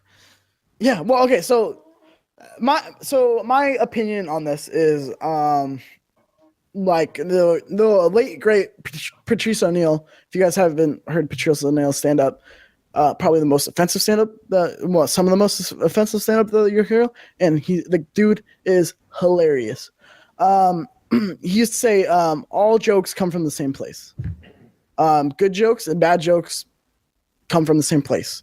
So if a comedian doesn't feel comfortable making like some jokes, like it's going to affect the comedy. And like you said, I do feel like most rape jokes are in poor taste. I have heard sets that have them, and I do know actual rape victims who have laughed at rape jokes before. like you said, comedy is an art, and there's a way to them. But I feel like if you make a rape joke and no one laughs, then obviously you're not going to tell that rape joke again. I feel like the market cut that out of the set. Yeah, exactly. So it's like I feel like that's part of the art of comedy, and I feel like obviously if nobody laughs, what do comedians do with the material that no one laughs at? They throw it out. They either workshop it or they just throw it out completely. So I feel like that kind of works itself out. I feel like it shouldn't go after their jobs. I feel like in the internet today, like if you say one bad joke or joke in poor taste, then you're crucified. And that's just rape jokes, which is the extreme of this. You see this, like you saw this with Colin with that was so ridiculous. That wasn't even that bad. Yeah. Like honestly, that wasn't even that bad. It was just in poor taste. People, yeah, exactly. And well, even that, I don't even think it was in poor taste. Without but I mean, context. that's a different discussion. No, because I feel like if the intent is to make you laugh, then it's fine. I feel like am I not going to laugh? Like I can't defend bad comedy, but if the intent is to make you laugh, obviously, if the intent is a joke and to make you laugh, that obviously you're not a sexist. Obviously you're not for rape. Like I think the majority of the world is against rapists and rape. Yeah. Like I don't think, and the people that are obviously the vast majority. I don't even think there's like it's such a small percentage of the people who are like, yeah, rape. Like yeah, woo. all about it.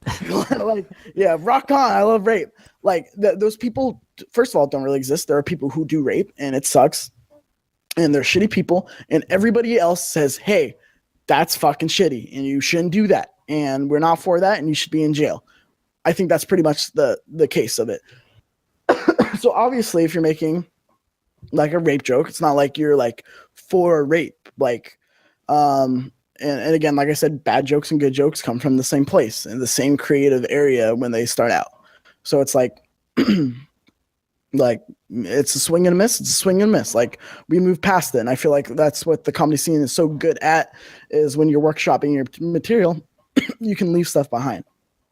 On top of that, like I said, the rape jokes are kind of the extreme, because you're right. They aren't done very often, and they aren't done very well, like often very well. Like you see like a lot of like Catholic priest jokes, and honestly, I think they're funny. And I know people, like who I said, who have been through it and like think they're funny. Again, they don't talk to the masses. They don't speak for the masses of what's funny and what's not. But again, I feel like if the intent is comedy, then I feel like obviously you're not a racist. Like if you like tell a race joke, like you said with the N-word, obviously I feel like that is something that is a word that carries a lot of meaning, and shouldn't be said. But like Michael Richards was clearly, his intent wasn't to make someone laugh. Yeah, it was clearly like, all right, malicious. Dude. Whoa. Yeah, it was a clear like, oh, okay, this is like personal, first of all, and second of all, this is like, this is the intent is to hurt the person. So I feel like that's where the line is. If the intent isn't to make you laugh, then I feel like that's when you can start getting into trouble. Because obviously, if you're like, yeah, like white supremacists, like woo, like kill everybody who's not white, like obviously, like your intent is to like not. That wasn't a joke. Like you're obviously like a white supremacist. But if you make a race joke on stage, you're clearly not a white supremacist. Comedy makes fun of clear issues, makes light, and uses laughter as a device for issues that we have in society. And race is clearly an issue we have in society, and rape is clearly a issue we have in society. And there's a lot of issues that we have in society, and that's what makes jokes funny, is because there's a real behind it. So I always come from the spot of say whatever you want. You can joke about whatever you want. And if it's a miss, it's a miss. And then if they're clearly like pursuing it and they're like standing behind it and keep telling the joke, then obviously the intent starts to be questioned. A little shady. It's like, Yeah, like if you're like driving in like rape's great or like whatever, and like over and over and over again, and no one's like laughing, then obviously it's gonna be like, I think you're trying to like advocate for rape. Like like first of all, no one's laughing, and you just keep saying this thing over and over and over again. Or just But like if it's like nervous laughter, like, okay. yeah. So then it's just like the, and then secondly, then if it's like, okay, it's a bad joke, we move on. Like we move on from bad jokes. Like it's okay. The world's gonna keep spinning. It's gonna be okay. I'm an advocate for no like safe space that like you could say whatever you want. Like I am probably one of the most offensive people you ever meet. A lot of my jokes, I'm not gonna go out. I'm not gonna come on here and say a lot of things I say. And it's not because that's what's in my heart. It's just the kind of humor I have. And the people who know me understand that what I'm saying isn't what I believe, like isn't like what my like, Yeah. like that's how I am. And I think, like I said, intent and like context is very important. Context is the most important. Yeah. I mean, oh, sorry. Yeah. Go. So I get what you're saying. Like, yeah, that's just like, if you know me, like, that's my comedy, and like, I'm not like trying to offend anyone. It's just like jokes that, like, sometimes like offensive jokes are just funny, But I think on like the scale of like a lot of these like huge stand-up comedians, like no one can really say like, oh yeah, that's just him. Like, we only get to see like an hour of this person's life at a time. Not even of their life. We get to see an hour of like their performance. So it's like, how much can you trust this person that they're not like this way in their personal life, Yeah, I get that too, and that's if you just go base like watch like the stand-up special on Netflix. But a lot of these guys have podcasts. A lot of these guys have like I said, Joe Rogan has over 1,000 episodes of podcasts. Joey Diaz has he says he drops some things where it's like even like makes me cringe sometimes, but I know. First of all, it's good you laugh. Second of all, it's obviously through his actions, it's obviously like he's not like that way, Okay. And it's one of those things where it's like I know, like I said, if the intent's to laugh, then it's like we got to laugh at like some of the issues in the world. Like we can't be so like squeaky clean, because that's what a lot of people's jobs are, is just like they have these office jobs and they sit there and they can't joke about anything, or they get sent to HR and get in trouble, and just very like a clean, like no laughter, no humor, just work kind of atmosphere. And that's not the kind of world I want to live in. Like obviously there's offensive comedy out there, and a lot of it is hilarious, because I just think offense is funny. And I don't know. That's just me. This is just, again, just me talking about something that's a complicated issue. Yeah, they can't all be Brian Regan. Just like your entire squeaky clean. Yeah, squeaky clean. I love him, but like he's he's funny. He's definitely like the outlier, I'd say, or one of the outliers of he doesn't swear or anything. He's very like self-deprecating, almost. I don't know. Big fan of him. I agree with you. I'm not one to jump on the offended train whatsoever. But yeah, like you said, like intent. That's a very good point about like intent. Like if it's trying to entertain, I guess that's really what matters at the end of the day. Like if you're out in your daily life spitting hatred, like then we're gonna have an issue. Like don't do that. Yeah, well, and then it's like, look how far we come as a society. Like, obviously, like I said, most people, like the vast majority of people, are going to be against rape. Vast majority of people are going to be against white supremacists. Like they're out. I think the white supremacist ratio is bigger than the people who are for rape ratio. And I still think the vast majority are like, hey, like white supremacy, not cool. Like, knock that fucking shit off. But like in terms of it, it's just what like.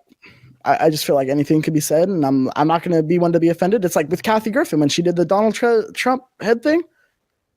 like it's a bad joke. I'm not gonna get offended. Who the fuck cares? We got bigger problems to deal with in America right now. Like the internet's about to break. Like let's Yeah. focus on something that's meaningful. Yeah. Who the fuck cares when a comedian gets on stage and says something? Who the fuck cares if I shoot off a bad joke on Twitter? Like we have bigger things like to deal with. Like I'm not the issue. If you really want to deal with the issue, let's talk about the real white supremacists. Let's talk about the real like rapists. Let's talk about the fucking evil government we have right now. Like there's bigger problems to fry than jokes and words. Like I feel like we put so much meaning behind words, and to me they always just there's just words. But again, that's me coming as like a straight white male in America. Yeah, you're not allowed to have an opinion. You're just a straight white male. Yeah. See, that's another thing, but yeah, that's a whole other thing altogether. Yeah. What about the rapist white supremacists? Like really get after them. Like just the worst of both worlds. Especially if they're both. Yeah. Especially if you're a rapist white supremacist. You can just get much worse than that. If you're part of both Venn diagrams, like if you're the middle part of that Venn diagram. I had to take a crack at both of those jokes. Yeah, no, I want to consume more comedy. I realize. Dude, you absolutely should. You absolutely should go see it live. There's just not many people here that come, to be perfectly honest. Yeah. We just barely got internet last year, like it turns out. We Boise, Idaho. Yeah, Boise, Idaho, yeah. Plot twist. Random little tangent. I was playing online with somebody during Extra Life a couple years ago, and we were just talking about like, you know, where we were from or whatever. And yeah, he was like, yeah, like, didn't you guys like? Do you guys have internet? Like, is it just all like fields and potatoes? I'm like, no, mostly, but no. The majority. No, we just got internet 2 days ago, so shut the fuck up. Shut the fuck up.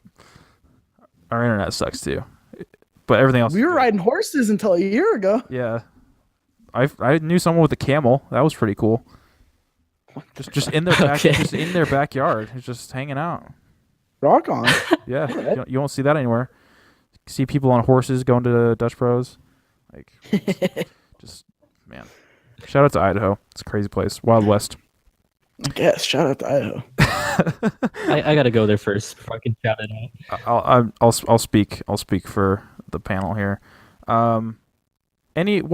Let's just end with like shout out some of your guys' favorite comedians. Like who do you really love? Just before we move on, Eli.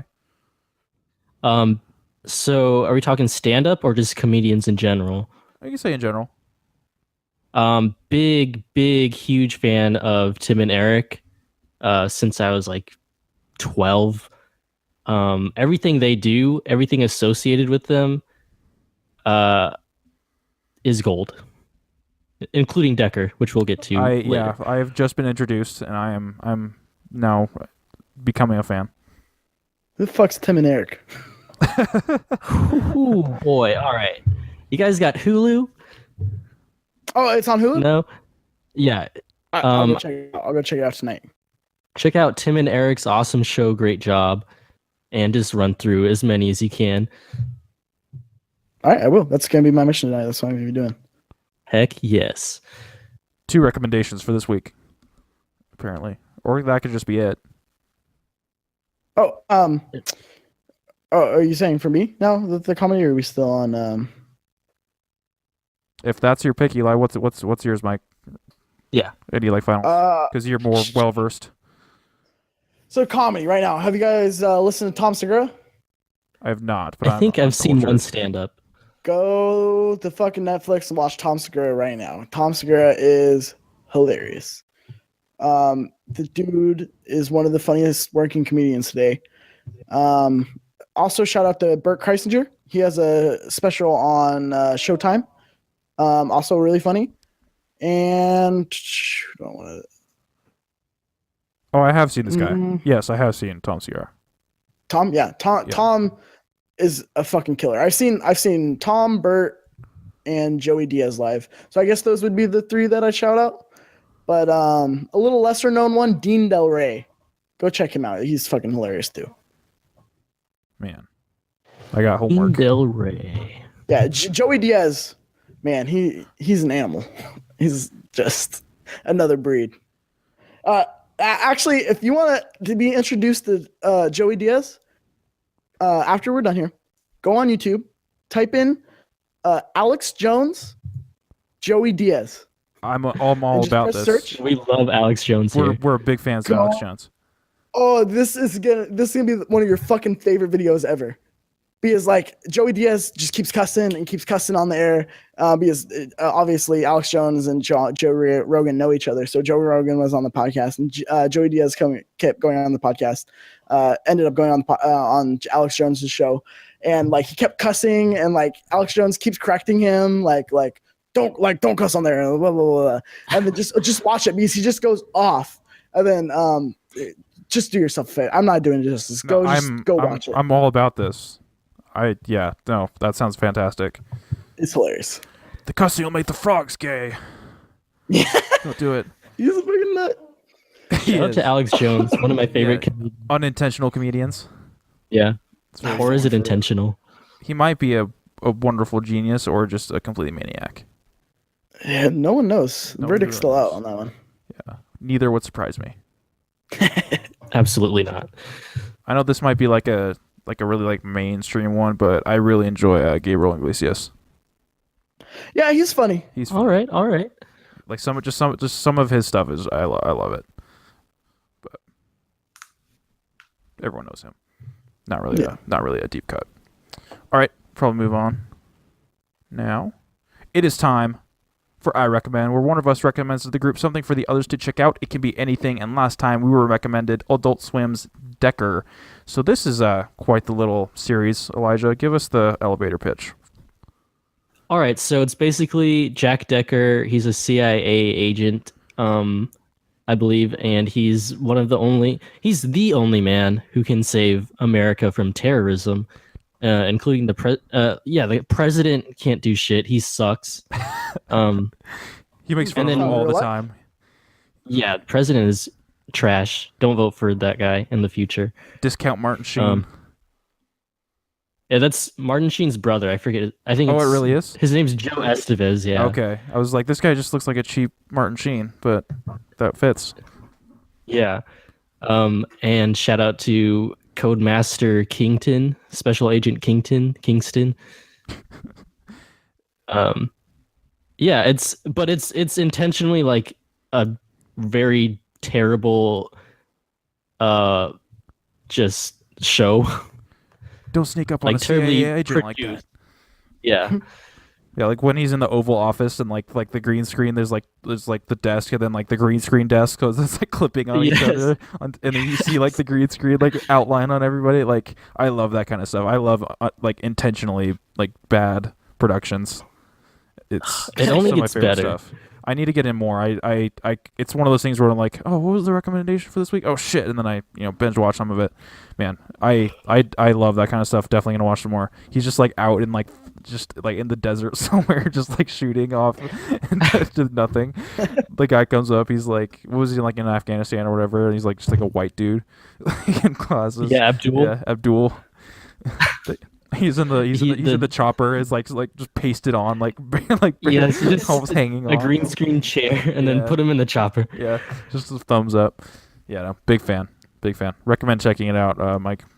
So they're pretty quick. They're pretty quick. You can get through several of them just to see just what good, intentional, poorly produced content is. But all right, cool. You guys are giving me a lot of homework tonight. I'll go check both of those tonight. So much homework. Yeah, a lot of homework. So I have an essay to write tonight, so I'll have something to put on the background. Oh, there you go. Perfect. Perfect. So since we got a lot of homework, do you just want to make one of those our recommendation for this week? The Tim and Eric? Yeah, let's pick out our... I'm going to defer my recommendation to big ol' Cheeks Jr. Listen to the comedians he suggested. Yeah, go listen to one of those guys stand up. Bert's on Showtime, Tom's on Netflix, and Joey Diaz. I think you can get on Amazon if I remember correctly. So go check out one of those guys. And if you don't want to do either, go check out that Alex Jones, Joey Diaz clip on YouTube. Oh, we're doing that regardless. And I don't think Oh, we've, yeah. I don't think I'll we've watch done that. Yeah, I don't think we've done stand-up comedy before, so this will be good for us. We've done albums, we've done movies, we've done shows, but I don't think we've done stand-up. All right. All of them are, you can get all of the guys that I said through Amazon Prime. You just have to pay like $3 some. Okay, that's not bad. I'll do it. Yeah. I'll do it. Or a free trial. And if you somehow live under a rock and haven't seen Joe Rogan's Triggered special, like go watch that. So fucking It's good. so funny. Like the bit about like talking to the dolphin like when he's high, like just that whole spiel. He's the last one on my list to go see live, I think, right now. Really? Yeah, I think I've seen them all live besides him. Does he come to SF ever? He does every once in a while. They all kind of do, because SF has a pretty vibrant comedy scene. Like he was just in Sacramento, which is not too far from us. But they'll come to the comedy clubs, like probably like once or twice a year in SF. Okay. Well, in that case, go check out all the aforementioned comedians. And this has been episode 18 of Gridlife Digest. Thank you so much for listening. You can head over to gridlifedigest.com to see everything we post in Subskitter. So it's a long night. It's a long night. Consider subscribing on iTunes, Google Play, and YouTube so you never miss a single topic. We'll be back next Wednesday with another conversation. Thank you so much, Mikey. You're way too good for us. Yes, thank you. Our first guest. Our very first guest. Oh, no problem. You guys are fucking awesome. This was a great chemistry between you guys. This is rad. Thank you for having me on. Yeah, of course. You're welcome back anytime. Well, I hate your guts, so I'll never be back on. Oh, damn. All right, we're on the list. We're on the list. I fucking love you. You're on the list. I'm gonna fuck you guys next.